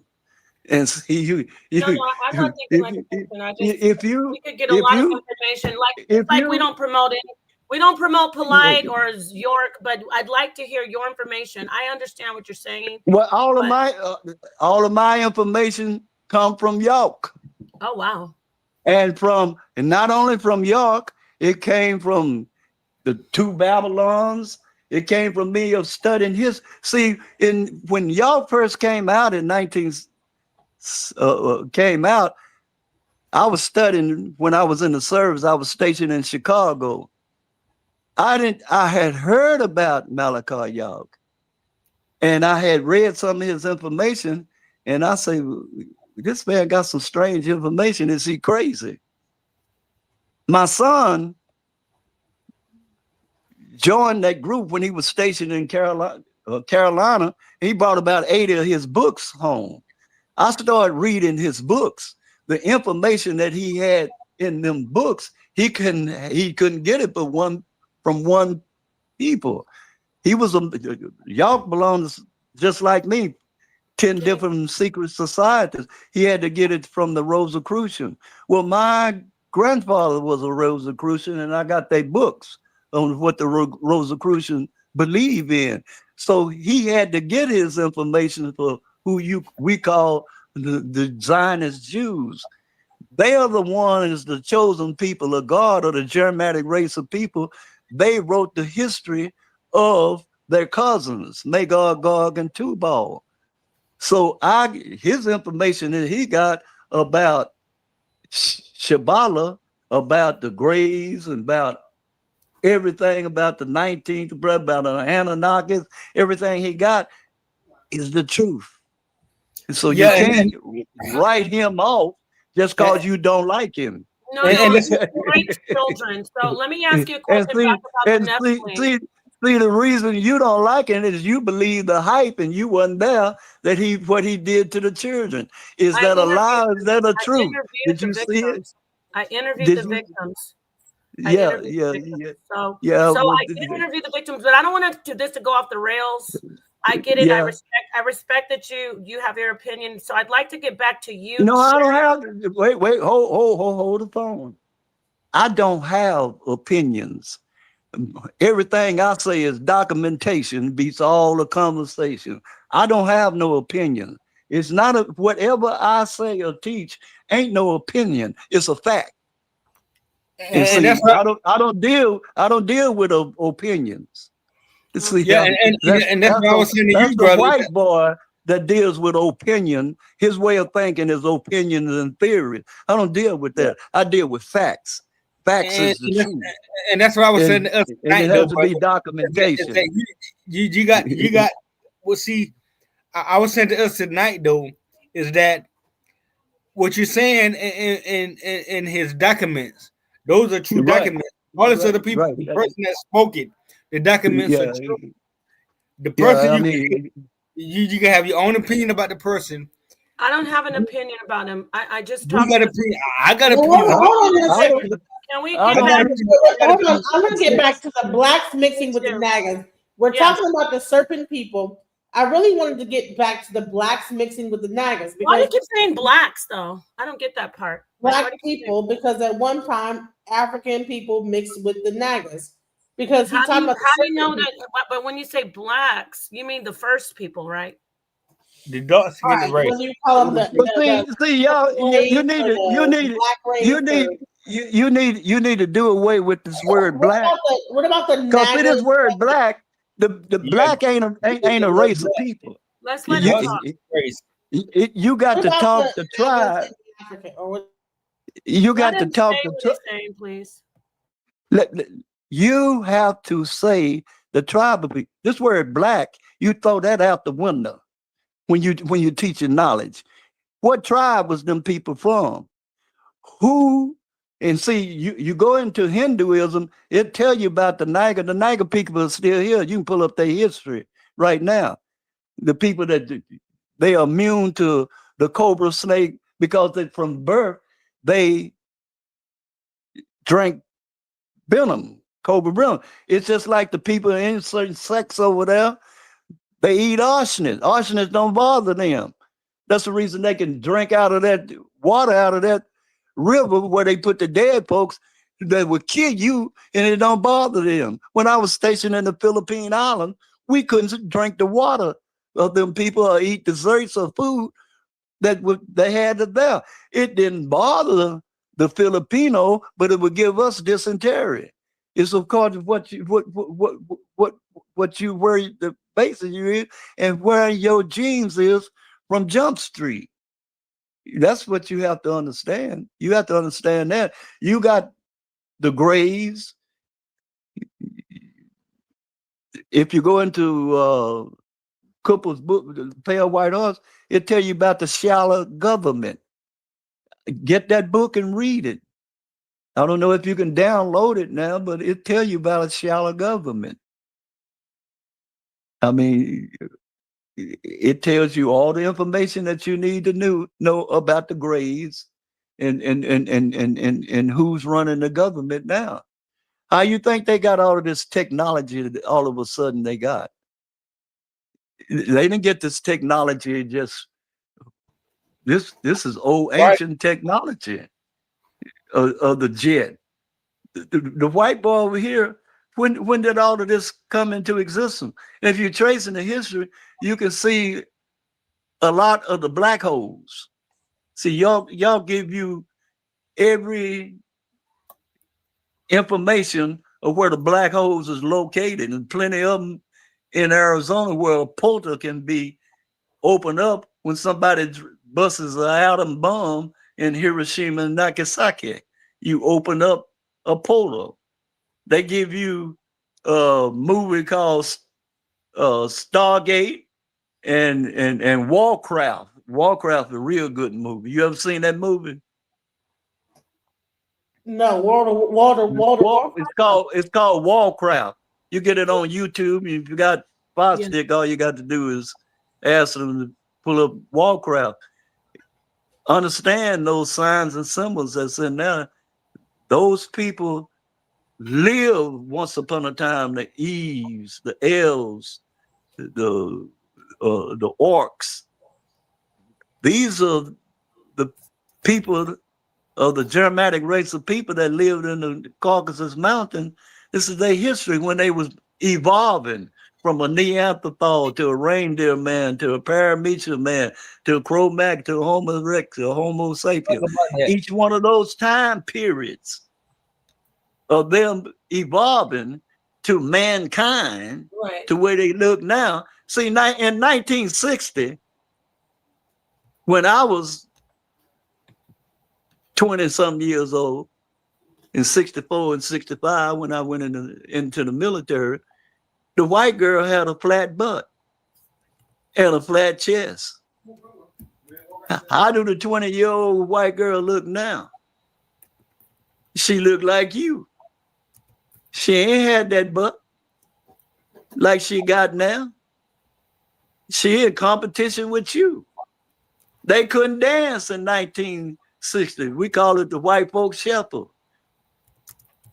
But Michael Jackson taught them how to dance. And when he taught them how to dance, the white boy outdanced him before he died on his show. The white boy didn't have no rhythm until 1970 when Stevie Ray Vaughan got taught by B.B. King, Albert Collins, and Albert King here in Dallas, Texas. Then you start getting another music classification as rhythm and blues. That's when the white boy got rhythm. That's the way I put it. I remember very clearly when they music versus our music and what they are now. They play the blues better than the black man. All the blues players are dead. People that play the blues, your race of people is off into hip hop music. They ain't off into culture music, blues and jazz, what we was known for. You got hip hop. You got hip hop in the church house. You got praise dancers in the church house. That's in leotards. And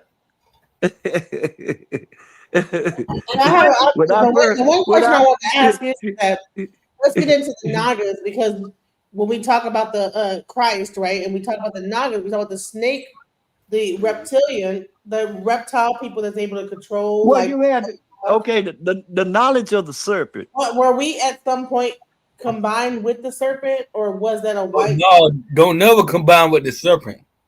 You never Never combine with the reptilians. Never combine with the reptilians. So there was no people that no people of color. Hold up, stop. There was no people of color that actually were merged with the serpent. No. Sellouts. I want to ask Dewaya, like, were there any people like, okay, we talked about the Nagas and how they were able to control the serpent. Well, they was colored people. All the Naga people, they are called the Semitic people. That is Shem's people.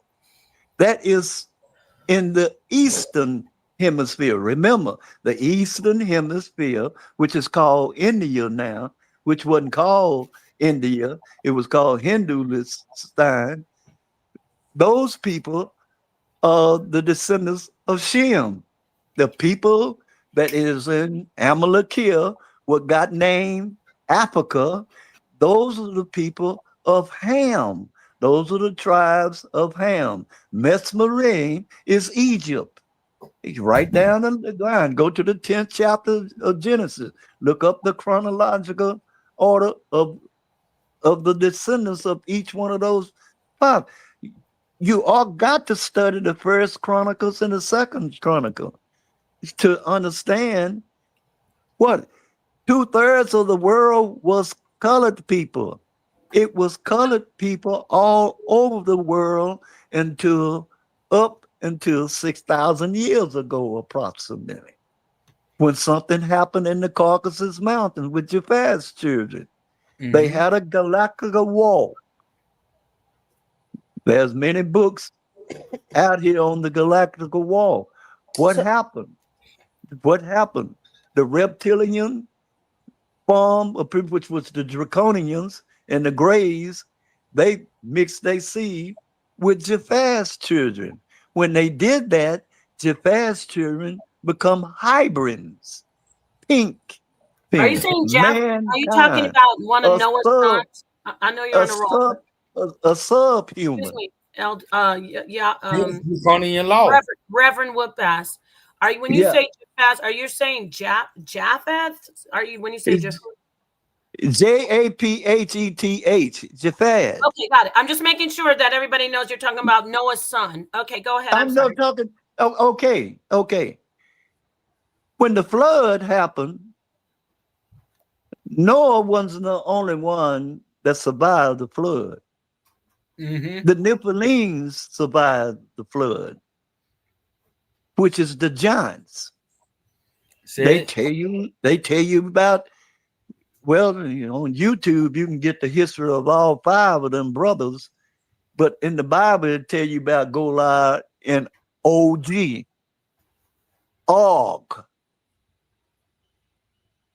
If you go into Deuteronomy, the 2nd chapter of Deuteronomy, you see the Zanziman, you see the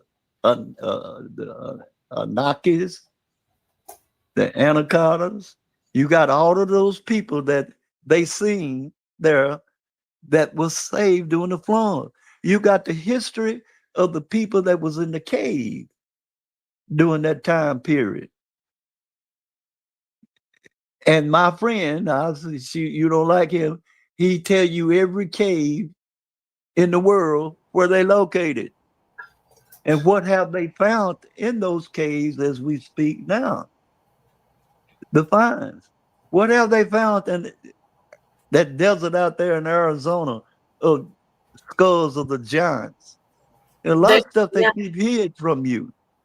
They keep hid from you. And they also find mummies. They find Kemetic Egyptian artifacts too. Well, there ain't no Kemetic Egyptian artifacts.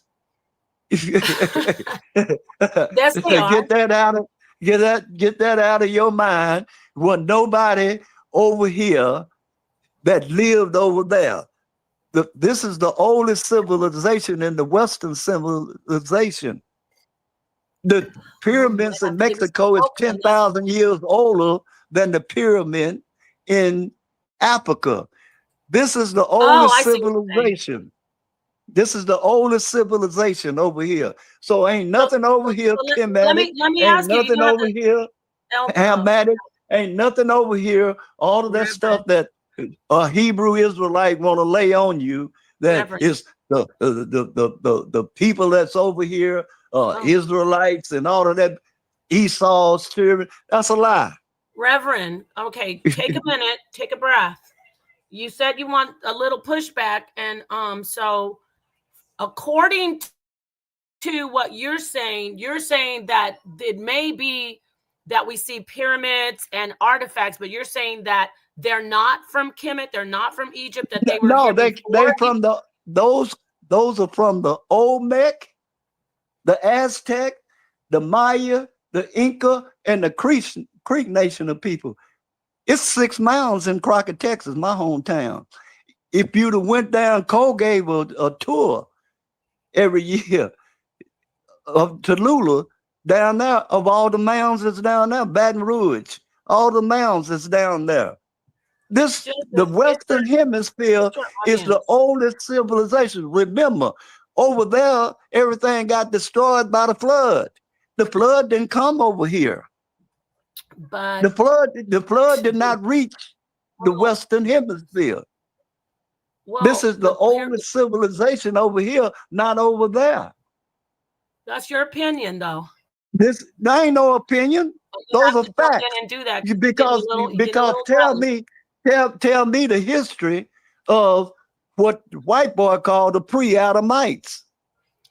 Okay. Tell me that history. And if you ain't got that history, I got it. Let me show it to you. Well, I got this history right here. Do you want an answer? About to show it. You see these maps here? Do you mind if I respond? These maps? You talking to me? You talking to me the history right here on this map that started at 4004 BC. I'm talking the history that's on this map that started 250,000 years, 60,000 years before the Adam and Eve story got started, October the 23rd at 9 o'clock in the morning.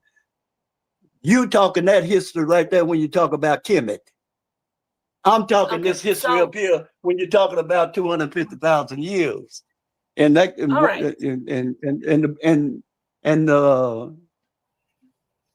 who came over to my apartment, Monica and that other guy, they seen the maps. Okay, but what you saying, you ain't seen it. Have you seen the maps? If I could speak a little bit, I might come in and let you know, sir. Okay. Listen. You said yourself that the Hindu spirituality is the oldest spirituality, correct? You said that. I didn't say. I said Hinduism is the oldest religion, not spirituality. Okay. Religion. R.E.G. Now, how I know that? I have a book called The History of Religion. Let me see, can I get the you oldest to see religion, this book? Right? You see this book here? Yes, you see what this book say? The History of Religion. In this book, on the first page, they got in, and I will text it to you. The history of the history of religion in a chronological order, right here. Yes, sir. It's in a chronological order. Yes. Okay. And it starts at 4000 BC. Hinduism, Judaism came at 2500 BC. Okay. Zoroastrianism came at 1300 BC. Jainism came at 600 BC. Taoism became at 600 BC. Buddhism at 500 BC. Confucianism at 500 BC. Christianity at AD 4. Islam at AD 622. Sikhism at 13 AD. Now, that's the history of all the religion in a chronological order. Okay. Now let me ask you a question. That's religion. Did they okay. Did they include any? Okay, we know about religion. Yes, it is religion. But what about, let's talk about the oldest when they first started worshiping, since I get about the regulations, the religion, the doctrinal stuff, but when people first start worshiping, how far back do you think that goes? When did that start? When they first start worshiping and they named a god? They named a god. That would be Sumerian, right? Babylonian, correct? Well, if we go back to that far, we never had a word called G-O-D. Actually, I think it's Hinduism and Babylon and Kemet. It's always debatable, but I'm going to say Hinduism. My point is, if it comes from the East and it's in the East, how are we over in the New Americas trying to say that this is where all the worship began? I'm confused with that part. Like if there's Hinduism, I just want to clarify. If there's Hinduism and there's Anunnaki, Babylonian, and Sumerian, and then we have Kemetic, and it's all in the East. Where civilization was. And it was. He said civilization. Yeah, I'm asking how do we? Because I talked about the Kemetic artifacts and the worship that was in the mummification and the gods, and then he said no, it wasn't here. So I want to find out how. Can you show me some documentation of actual Kemetic gods in this land? I would say to anybody, if you ever heard of the Congress, the Library of Congress, you got to go there. We've never heard of that. What? Of course we have. Oh, the Library of Congress. You have to go there because the reason why you have to go to the Library of Congress is because they pretty much got all the truth that you ask for yourself, right? See, well, the Library of Congress, the Library of Congress got all the esoteric knowledge of what's been wrote in history. I mean, if it's in the Library of Congress, you don't argue with it because it's a fact. It ain't nobody's opinion. Yeah, that word. I don't want to make a trigger word for you. I won't say opinion anymore. I'm sorry about that. I told you a long time ago before I caught my stroke. Before I caught a stroke, I told a lot of people a long time ago, brother, and I said this because I was sharp in the point of a mind at one time, but I caught a stroke, and I told brothers, I said, hey, y'all got to go. Y'all keep on asking questions and keep on debating. Stop debating. There's nothing to debate about no more. They got all the questions that you want to answer. All the questions you want to answer. They already answered. Library of Congress. All you got to do is go to the Library of Congress. When he was talking about the aliens and all of those people, they got them in the Library of Congress. Yeah, they got everything. So the government is giving us all the information that we want now. The government, in the Library of Congress. All you got to do is go to the Library. Can I say something? Find the website first. Let me say this. Find the website. I understand what you're saying. I don't need to do that. Thank you so much. I'm sorry. Sister, what I'm saying is this right here. Find the website that you can get on Library of Congress. You got to get on that. You ain't got to pay. You ain't got to pay nothing. You ain't got to do nothing. You ain't got to pay nothing. You just got to go to that website. When you go to the website, then you're able to type in what you want to, like Noble Drew Ali. You can type in Noble Drew Ali. You can type in Muhammad X, or you can type in many things that you want to look up. Go to that website. If you want to learn about the grades, go to the Library of Congress. See everything just like now, right? Just like now, right? The United States is opening up a lot of UFO evidence, right? And a lot of UFO what they call anomalies or whatever, right? Go to the Library of Congress, and you'll be able to pull up anything that you want. You'll be anything you want. Thank you. Sister. I'm gonna do this. I'm gonna thank you for that, all. I mean, okay. I'm going, Genesis. I was trying to call you. You must not have your phone. I'm gonna let Rebel Ra come on in and ask some Yeah, questions. my daughter got my phone. I'm sorry about that. My daughter's like, It's okay. I'm gonna come on and let Genesis hit get back me on on. track. Before I do, it's okay, Genesis. I'm bringing Rebel Ryan. I want him to ask some questions because we have our guest. We have Reverend Whoopazz on. And then I want to get back to, like Genesis has been trying to do, get back to the hybrid, the serpent reptile people. So Rebel Rock, go ahead and ask the questions to the Reverend. He's up here to whoop ass. He's about that smoke, so take it easy. And and then Genesis come in back with the hybrid stuff with the serpents. Go ahead, Rebel Rock. Hey, blessed to the panel. You don't know DJ Genesis, Napar, bless up yourself. And the next brethren alongside with him says not the elder, but the man. So, big up to yourself, brethren. So tell me this now. I hear Sanetta ask you earlier on how you get your name Whoopazz, and you said you took on your daddy's title. Was your daddy's title named Whoopazz, or was it Big Hawk? No, they called Daddy Reverend Whoopazz. Was everybody had a nickname? You know what a nickname is? Yeah, man. Okay. And I told your people a long time ago, I have to say this to you. I told your people I'm great friends with a lot of Rastas. Sure. Here in Dallas. If you guys, if you call on my name by name, you will get power in the universe. If you send out that vibration, it's your people. You say Rasta, you say Jah.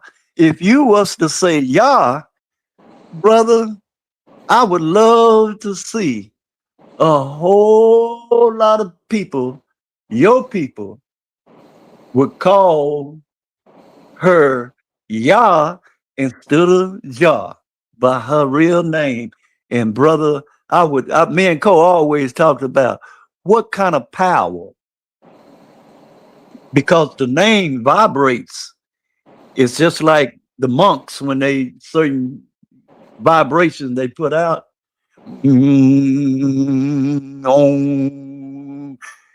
If you guys was to say all praises and sing them songs that y'all say to Yah instead of Jah, I would love to see the power that you guys would have. It's to Okay. you saying the word, you saying the right word, but the wrong name. You got it in upper the language where that Okay, what I vibrates. say. Okay, hold on a minute. I know say you full up on knowledge, but I trying to get a little piece in with you before you go in with DJ Genesis. Because what I'm hearing with the Enki Enlil, the Dr. York, the Christianity, the Jesus, the esoteric, the resecutionists, all of these, I think you amalgamated all of them together, and you got a good story background. And just like you say, you got the documentary. But apart from the documentary, can you prove these things are physical? Because you like more in the esoteric as to the meaning of certain things and the etymology of things. But when you go into the part of the resecution, because you know the resecutions coming from the ancient Chemitites, the ancient chemists and so forth, and their teachings are amalgamation of Kabbalah and Masons and all the other, Brahmanism and all of that stuff. So are we talking physical concepts here, or the stories you putting together are just you're a good storyteller and it sounds good and you think you have the documentation, but are these things really physically tangible, real? Right. All you have to do is See, the roster believes like in the way. It's not a religion, it's a way of life. I mean, see, a religion is something that is man-made, and you have to believe what that man said as the truth, which is not. When you got the people that believe in nature, like your religion teaches, your belief teaches, then it ain't a religion, it's a way of life. You had a way of it's a way of life that everybody used to have, that they have strayed away from it through religion. And see, you had the dietary laws.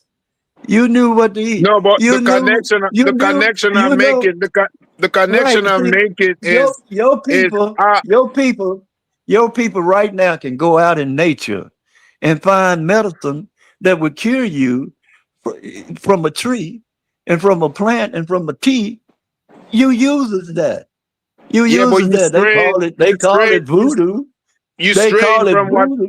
you White straying boy from what call I it really want to voodoo. get across. You straying from what I really want to get across is are these esoteric teachers that you collaborated, Enki, Jesus, No, the no. wooden and all of them, are they physical in this physical realm we're in, or are you just talking esoterical backgrounds? See, Here's what esoteric knowledge comes from a secret society. That's what esoteric knowledge is. It was hid in a secret society. So for you to understand esoteric knowledge of that secret society, you have to be a member of it. And most of the people are not a member of, when they say, I got esoteric knowledge. I'm studying. Well, what secret society is esoteric knowledge you're talking about? I mean, you had to know No, what secret society. I I speak from many secret societies yeah, but that I have.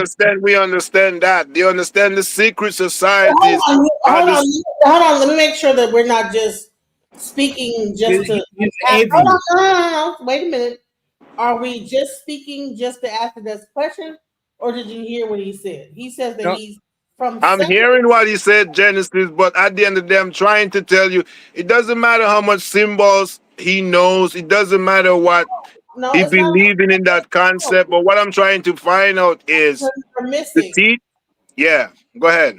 If you're a part of a secret society, and he says he's from several, then it's not just symbols. It's secret knowledge based on You those. have to be you have to be initiated into a secret society. You just can't walk in there. You I understand that, El, and I you have understand to that, be DJ initiated. Genesis. But what I'm showing to you, in the Mason order, in the Restitution order, you got symbols, and these symbols represent something. So You what I'm got saying to signs. you, You got oh, signs. Listen, okay. You want to? Is The that what you're alphabet talking are about? I might symbols. didn't Alphabet. understand what you're Maybe talking. empty said Every Masonic order has sign symbols and numbers. Sign symbols and numbers make up of what? A language. You can't have, you can't form a language not unless you got signs and symbols and numbers. That right? create that creates a language. So I'm asking you, And the you can't language are have, you talking? The language you well, talking, well, is let it me ask the you this. language you Well, let talking, me, is it all symbolical, or can we put it on the physical plane? Let explaining. Rebel Ra well, get let his me, question out. Explaining. Let Rebel Ra get his question out, and then Rebel Ra let the elder, excuse me, the Yaman reply. Go ahead, okay, Rebel Hey, Ra. hold on, yeah, man. Napa, what I'm saying to you is, Yeah. I don't know if people is misconcepting or not getting what I'm really asking, because what he's saying and what Genesis is trying to portray wait, is wait, wait, wait, wait. pretty understandable. What I'm trying to do is make a connection to the esoteric, to the physical, because the stories that he's telling us, the allegorical concept of what he's saying, I get what he's saying, but I want to know or want to see if he believes or he knows what he's saying on a physical plane, or he's just keeping it on an esoteric level, on an allegorical level. That's why I want to know where he really stands with his information, because he said he has documentation, but are they really proof? Because he's saying he doesn't take opinions, but all opinions and all documents we know are most opinions of the government, opinions of the scientists, because everybody, as Socrates says, nobody knows everything, and we are indefinite information. So I want to know from his level, making a connection from an esoteric to a physical plane, is what he's saying is really what he's saying, or he's just telling us stories to make connections. Okay, thank you, Rebel. Let's let the young man reply. Thank you, Rebel. Young man, go ahead. What's your reply? Peace, Mel. Go ahead, young man. In order for you to have a language, you have to have signs, symbols, and numbers. That's the reason every country is up under a secret society. Every country is a secret society. The Great Seal of the United States is a secret society. The Mohammeds, they're secret society.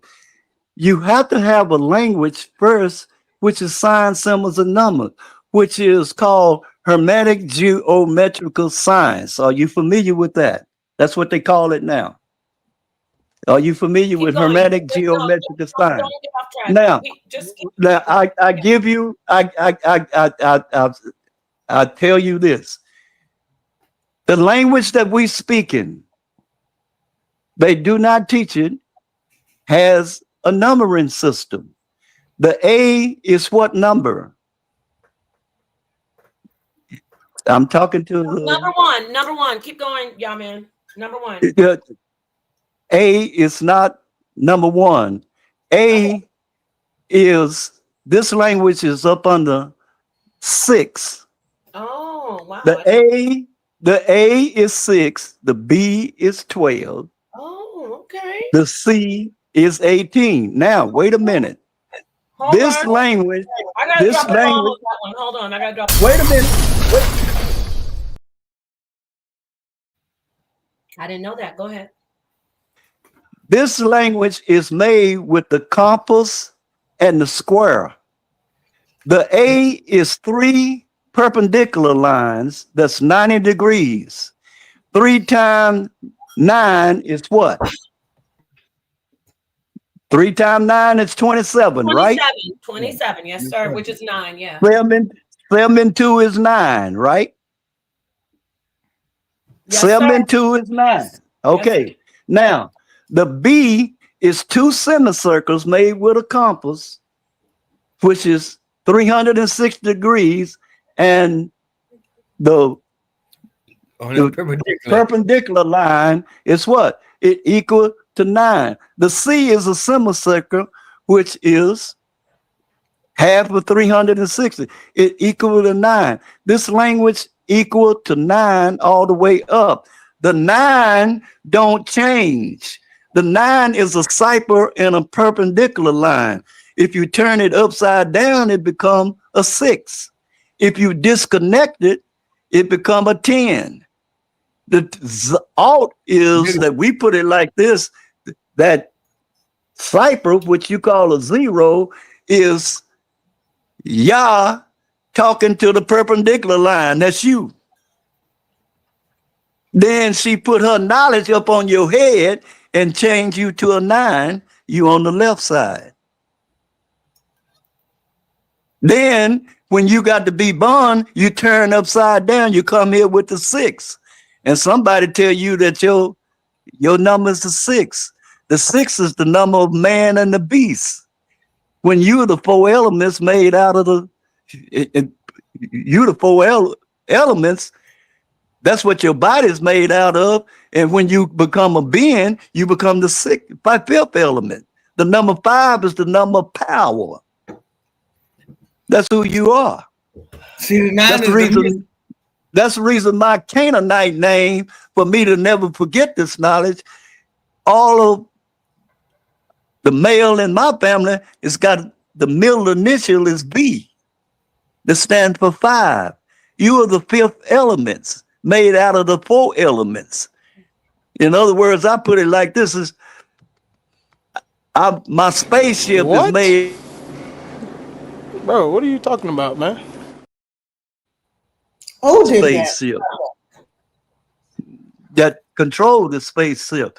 This is what you call esoteric, not up on the sign and symbols.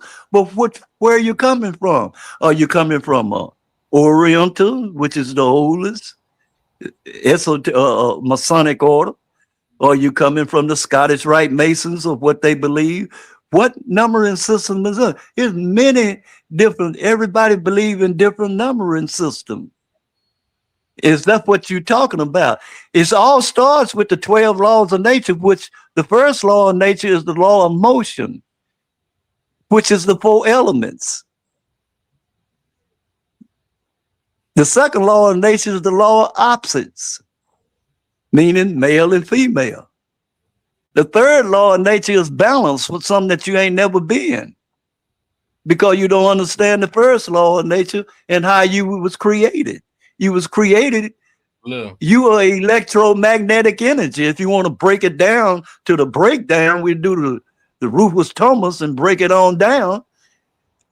Are you understanding what I'm saying? Yes, sir. That's right. I'm talking to the guy that asked the Roscoe. All right. That then we're this gonna is let Mel come in after you. Go ahead. Sorry, y'all, man. Go ahead. You have to understand what esoteric knowledge is. You have many forms of esoteric knowledge up on the sign, symbol, number, but it equal the same. It's just like the Masonic order. If you a Rosicrucian, that's the highest form of Masonic knowledge. Thank you. Then, if you Scottish, if you Scottish Rite, you 4-letter. If you York Rite, you 3-letter. If you Prince Hall, you 3-letter. Well, that's each one of them carries a different esoteric belief. Yeah. And it all boils down to the same thing of the whole body. Your whole body is on signs, symbols, and numbers and angles. If you break down your body, you can break down your body into degrees. And you'll find that the oblong square, you know what an oblong square is, 450 degrees, is the same shape that a woman's womb is. The oblong square. All Masonic lodges it is an oblong square. Your dollar bill that you got in your hand is a what? Oblong square. Mm-hmm. Meaning how many degrees is it? That's 180, 180, 90, and 90. Still equal to 9. Thank you so much for, okay, so I'm going to just let you take a minute and I'm going to say, Genesis, if you could, I know you're sharing and I'm also, this is coming not just from me, whoever's in there saying anything disrespectful or anything at all, just you can't say nothing disrespectful for me. I understand. No. I've been deleting all the bull stuff. Yeah, no, wait, real quick, y'all. Before Genesis, I promise I'm gonna let you get in, but we gotta let Mel come in. And right after Mel, you come in if you can, Genesis. That's all I'm just trying to say. Mel, I've been deleting all the disrespectful stuff in the chat. I know you have, and I said that. I told Sonetter that as well. He just maybe, we can't be on the chat always, so our mods can't get a hold of it. So if you have mods in your channel, Genesis, if you could assign some mods and have them just stay on top of it, because we're doing an interview. So there's some things that might slip by. They slip by me. So I know you're about that smoke, Reverend Whoopazz. Reverend Whoopazz ain't phased, but we still want to keep it respectful. And when somebody said, what was that thing? Sometimes we got to mix it up a little bit. Some people don't understand what he's speaking esoterically. So some stuff goes over their head. So when you saw the little clip, like, what? Don't say that's disrespectful, because he's on point. Some people just won't get it. So wait, a vagina is an oblong square? Come on now. No. You're teaching some real shit, but y'all ain't seeing it. Girl, I don't know about that one. Oblong square. It isn't though. Don't do that. Is it? Why'd you have to grab exactly what I was doing? I was agreeing with everything. I'm telling you, not what you believe. I'm telling you what this Masonic order believes. I got See, you. Okay. here's what you got to understand. Yeah. The Scottish Rite Illuminati Masons, who is the Great Seal of the United States of America, what do they believe? They don't give a damn about what you believe. But what do they believe? Do you know what they believe? I know what they believe. I've been initiated into their order. You ain't been initiated in the order. I know what they teach. You might not teach that, but this is what they teach. I disagree with it. I didn't say they don't teach it. So since you don't, see, that's what you got to understand.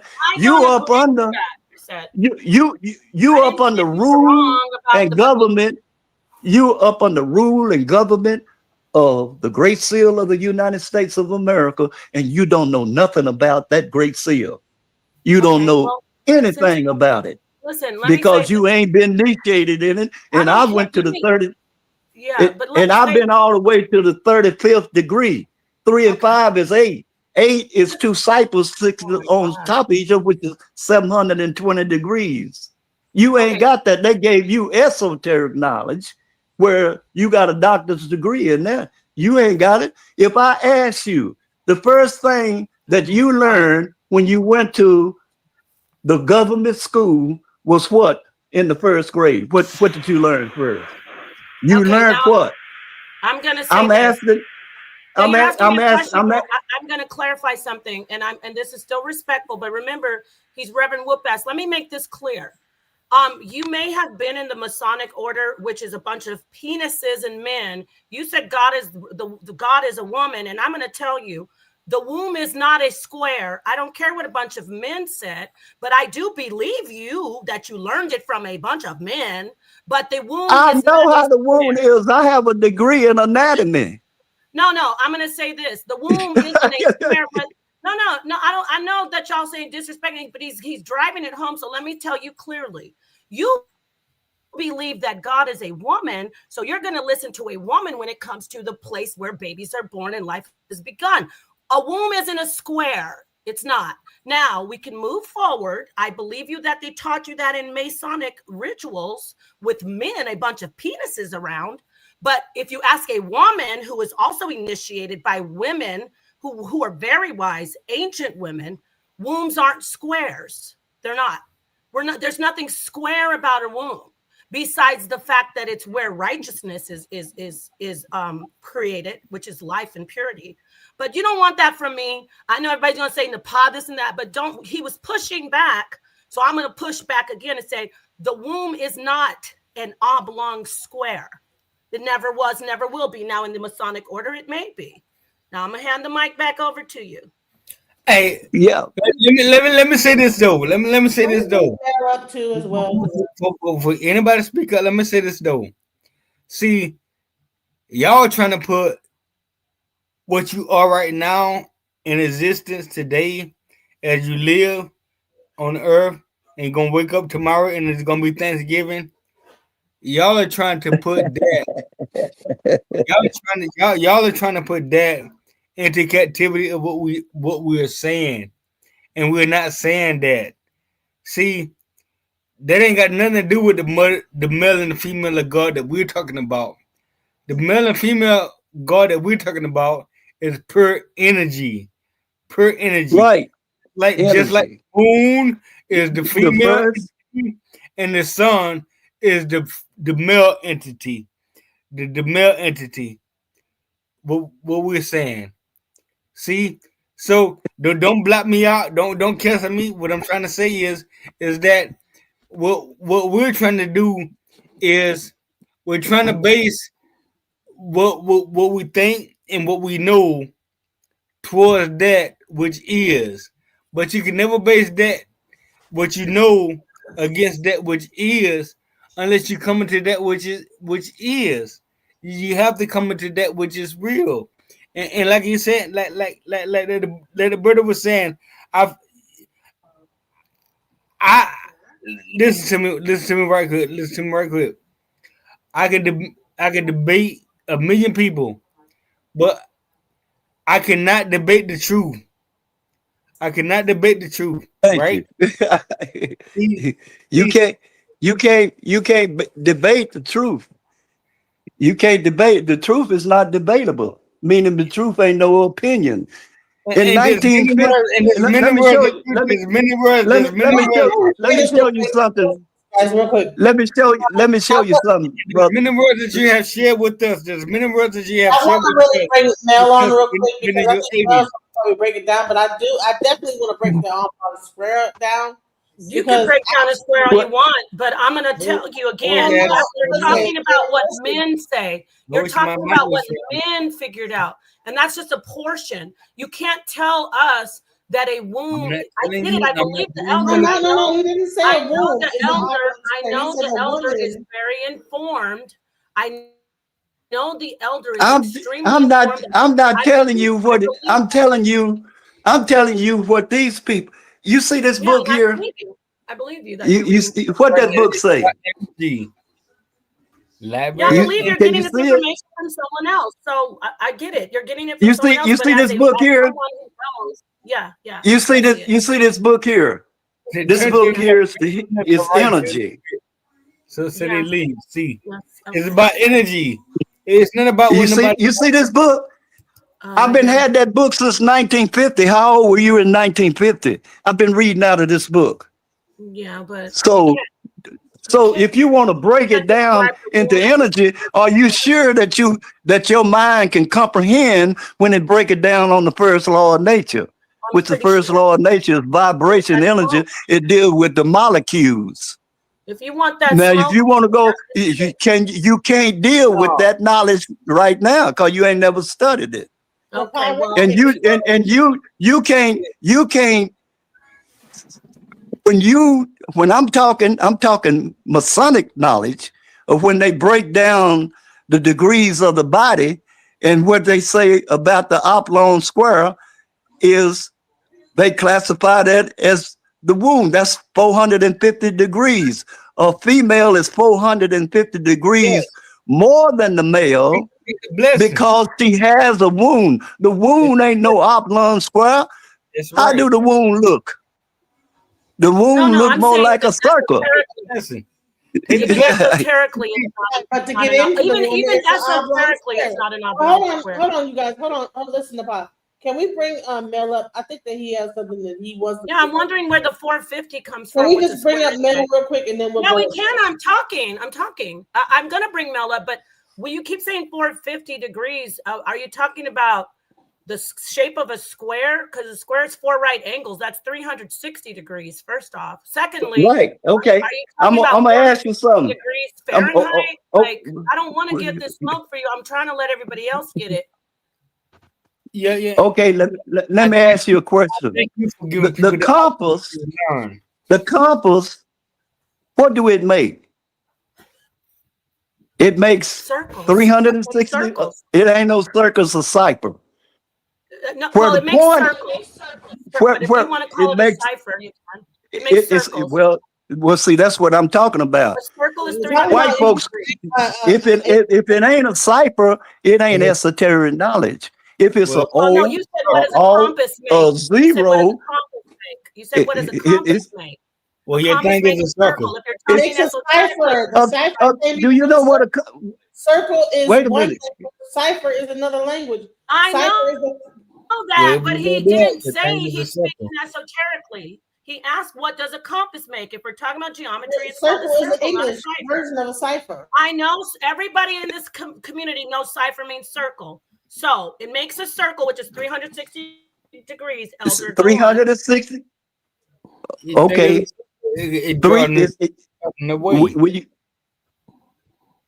Do you want me to explain or not? I'm not talking. Somebody else must be talking. Okay. The compass makes 360 degrees. Where that point is where the center is, where the point of the compass is. It makes that cipher It's 360 degrees. 3 and 6 is what? That's how men do. It's 9, right? 3 and 6 is 9. A square makes what? A rectangle, which is 360 degrees. You have 4 90-degree angles with the compass and the square. This is used in what? Building. The 5th degree of the Lord, 4th degree is the arc. That is the most powerful, which is the bridge. That's the most powerful geometrical figure is a bridge, because a bridge takes you over water. That's why you see the sign of the compass and the square is the Masonic sign. You don't know what the esoteric knowledge, what the Mason calls the compass square, sisters, because you ain't never been a Mason. They don't allow women in the Masonic lodge. They strip you buck naked to see what you got. See, you just said and it. they blindfold you and roll your left knee up on your ankle. You want me to show? I can show you. No, did you say they don't allow women, right? Not in the Masonic lodge. You can't come in no Masonic lodge, sister. The Eastern Star. You're not telling me anything I don't know. You're not listening to us. You're telling us Masonic stuff, and that's great. But what's not going to happen is somebody's going to come in here and start trying to tell us it's true, because there's certain things that they steal from the understanding of women. They learned it from women and they started keeping it. And then they started saying women are beneath men. That's where the Bible came from. No. I'm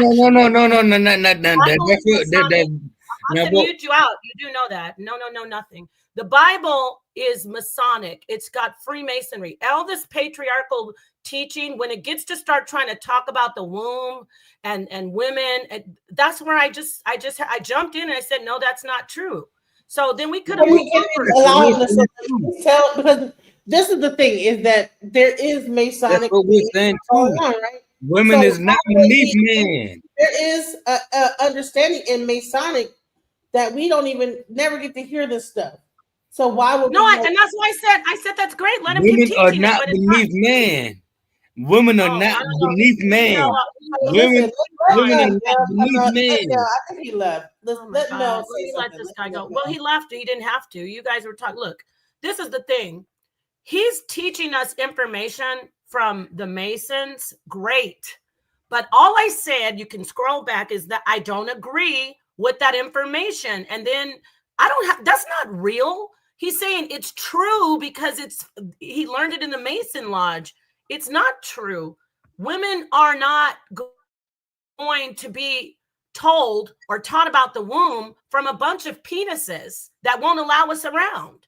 That's like me sitting around talking about, and this is what men are. We never got to hear this knowledge that people have in secret Masons. But no, he didn't want to. I'm like, let's listen to what they're being taught, and maybe we get to learn something. Please bring. We were learning. We were learning. I want to hear what Mel has to say, because. Well, you good. Well, let me just say this. We were learning.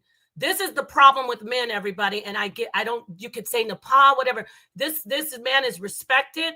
He's up here for 4 hours. The minute I said, I agree with you that you know the knowledge, but I don't agree that the woman's womb is an obtuse square, it went off the rails, ladies and gentlemen, especially sisters. Listen, we got to get our power back. He was about to explain that. I'm talking, Genesis. I'm talking.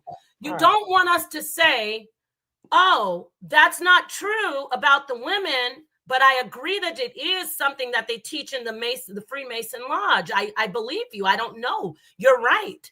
I'm telling him he's not wrong. But then he wanted to drive it home and say, no, it is true. The womb is an obtuse rectangle or triangle, or square. No, it isn't. Not even in any way, shape, or form is it.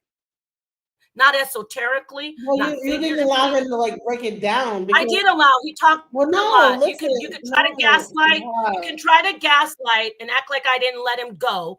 I was trying to move forward, but you guys wanted to keep on talking about it. So it probably got late for him anyway. It's pretty late, but we'll bring him back.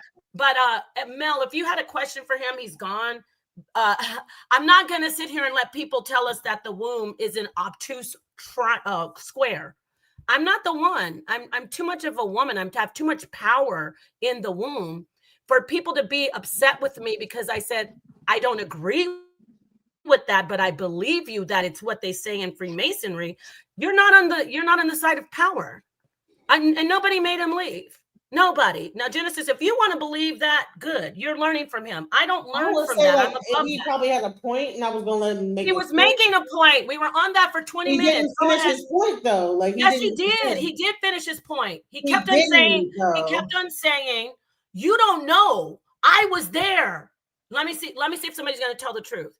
When I said, I just don't agree with it, I believe that you were there, he kept saying, you don't know. I was there. You weren't there. They don't allow women. And I said, okay, well, I agree that you learned it from there, but it's not true. So he did make his point. He made his point that he learned it from the lodge, that women's wombs are obtuse squares. I said, that's not true. And he wanted to just drive it home that it's truth. He showed me some books from Life about energy. He said, I don't know what I'm talking about, that the men are butt naked.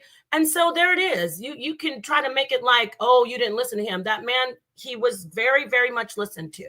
Do you have anything to say, Mel? I had to close this down anyway. It's been going on. No, I wanted to ask him some questions, but okay, well, it's over. We'll bring him back. But today he got upset. See, he got upset because I said, I don't agree. I thought he was Reverend Whoopazz. Damn.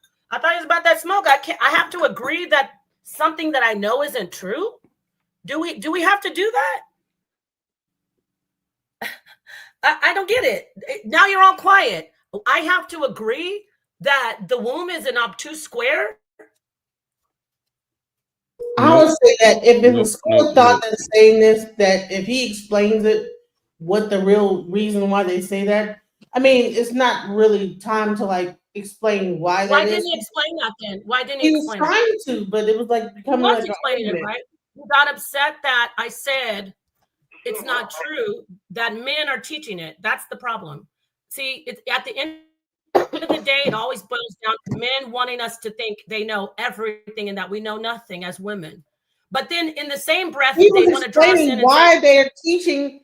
He was trying to explain, okay, this is what they're teaching in the Masonic Temple. This is what's going on. And then so somehow it became hold on. Well, somehow it became what? That I said I didn't agree with it? God, and I don't. I still don't because I know better, because I know the esoteric his phone died. That's why he left. And I'm getting ready his phone died, and I'm getting ready to delete your stream because these people, I got to delete the one where these people are talking about me. So unless you want to delete the comments, okay? Because I'm not going to have people in here talking shit about me. If he came in here saying women have, so he didn't even leave. You little crybabies, like he is. Yeah. I want to really explain the whole Masonic aspect. Can you come back up? Nobody cut this man off. Nobody cut him off. One thing I can't stand is a bunch of gas. His phone literally has been up there for 4 hours and 37 minutes. All right, so we just like the same thing. Delete it. Like have to like let it like charge back up. Okay. Yeah, let it charge. So he didn't like run. He just his phone died. Okay, so his phone died. So there you go. Everybody else, listen, I'm going to say it again. I don't. So he's on another whole phone. Mel had a question. Can we ask let Mel ask his question that he wanted to ask? Well, ask him. See if he'll come on Watching the World. I would have him on. You don't want to come back up now. I wish you would ask him that route on Sonetter's stream, so Sonetter can come in here and curse everybody out. Could you please ask him if he wants to come back in and send him the link? Don't ask him that while we're live right now. Why would Well, you can the ask thing Jesus is that. that he has to like charge his phone back up. So we have to Okay. like probably like What question is that? entertain The the question you argument wanted and to then ask get him? his phone Is that charged the back question up you and wanted to then ask ask him whatever to bring question. up for him to come on your show? Is that what you were waiting to ask him? No, I want to ask him about Jesus, but if he can't come up now, I want to continue with him. That's what I'm saying. I don't know what show I'm on. I just came on. She sent me the link. Okay. Thank you. Thank you very much for telling the truth. Nepal didn't do anything wrong, and neither did the elder. A slight miscommunication occurred momentarily, and that's it. It's been a long time, and that can happen over a long time span. Thank you. He's been up here for almost 5 hours, but what people like to do is try to target me because I'm Nepal Shada, and they need that. It makes them fucking sleep well at night, a lot of weirdos. All I said, and I will double down, is I do not agree with that information, and we could have moved forward. But because he's a teacher and because he's learned it from the Masonic Lodge, he wanted to double down on it and more. And then Genesis said, wow, that's really good information. We moved on from it. I was like, wow, I wish you wouldn't have brought that up. That's the one thing that I didn't agree with, but I held my tongue. I didn't even say anything at first. The womb of a woman is not a square. It's not in any way, shape, or form, not even esoteric. Can you break down the oblong square a little bit further? So she's saying that, can you break it down from, I'll put it on my mic. Can you explain from, because I think that's the biggest like contention that there is. Can you say this? Here's what sister got to understand. It's what they teach, not what you think. Now, ask me, do I believe that? I have a degree in anatomy. No, it's not that. But when they're dealing with the degree of the body, that's the way they break it down. They break it down, the womb is an oblong square. What a man has is 90 degrees. You got two balls, which is 360, 90 degrees. That's the way it's broke down. And you won't understand this knowledge. What I'm doing is telling you what a belief is.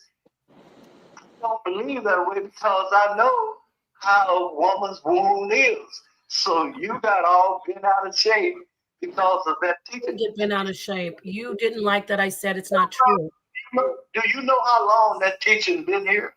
See, this is the point. It's not a correct teaching. It's a Masonic teaching against women. Do you know that? It's anti-woman. You have to realize this. It's not a correct teaching, but that's what they teach. It's just like, it's like the first thing they teach you in school is a lie. Yeah, I agree with you that it's what you learned, but it's anti-woman and it's not correct teaching. So I just said I didn't agree with it. I never said it wasn't what you learned.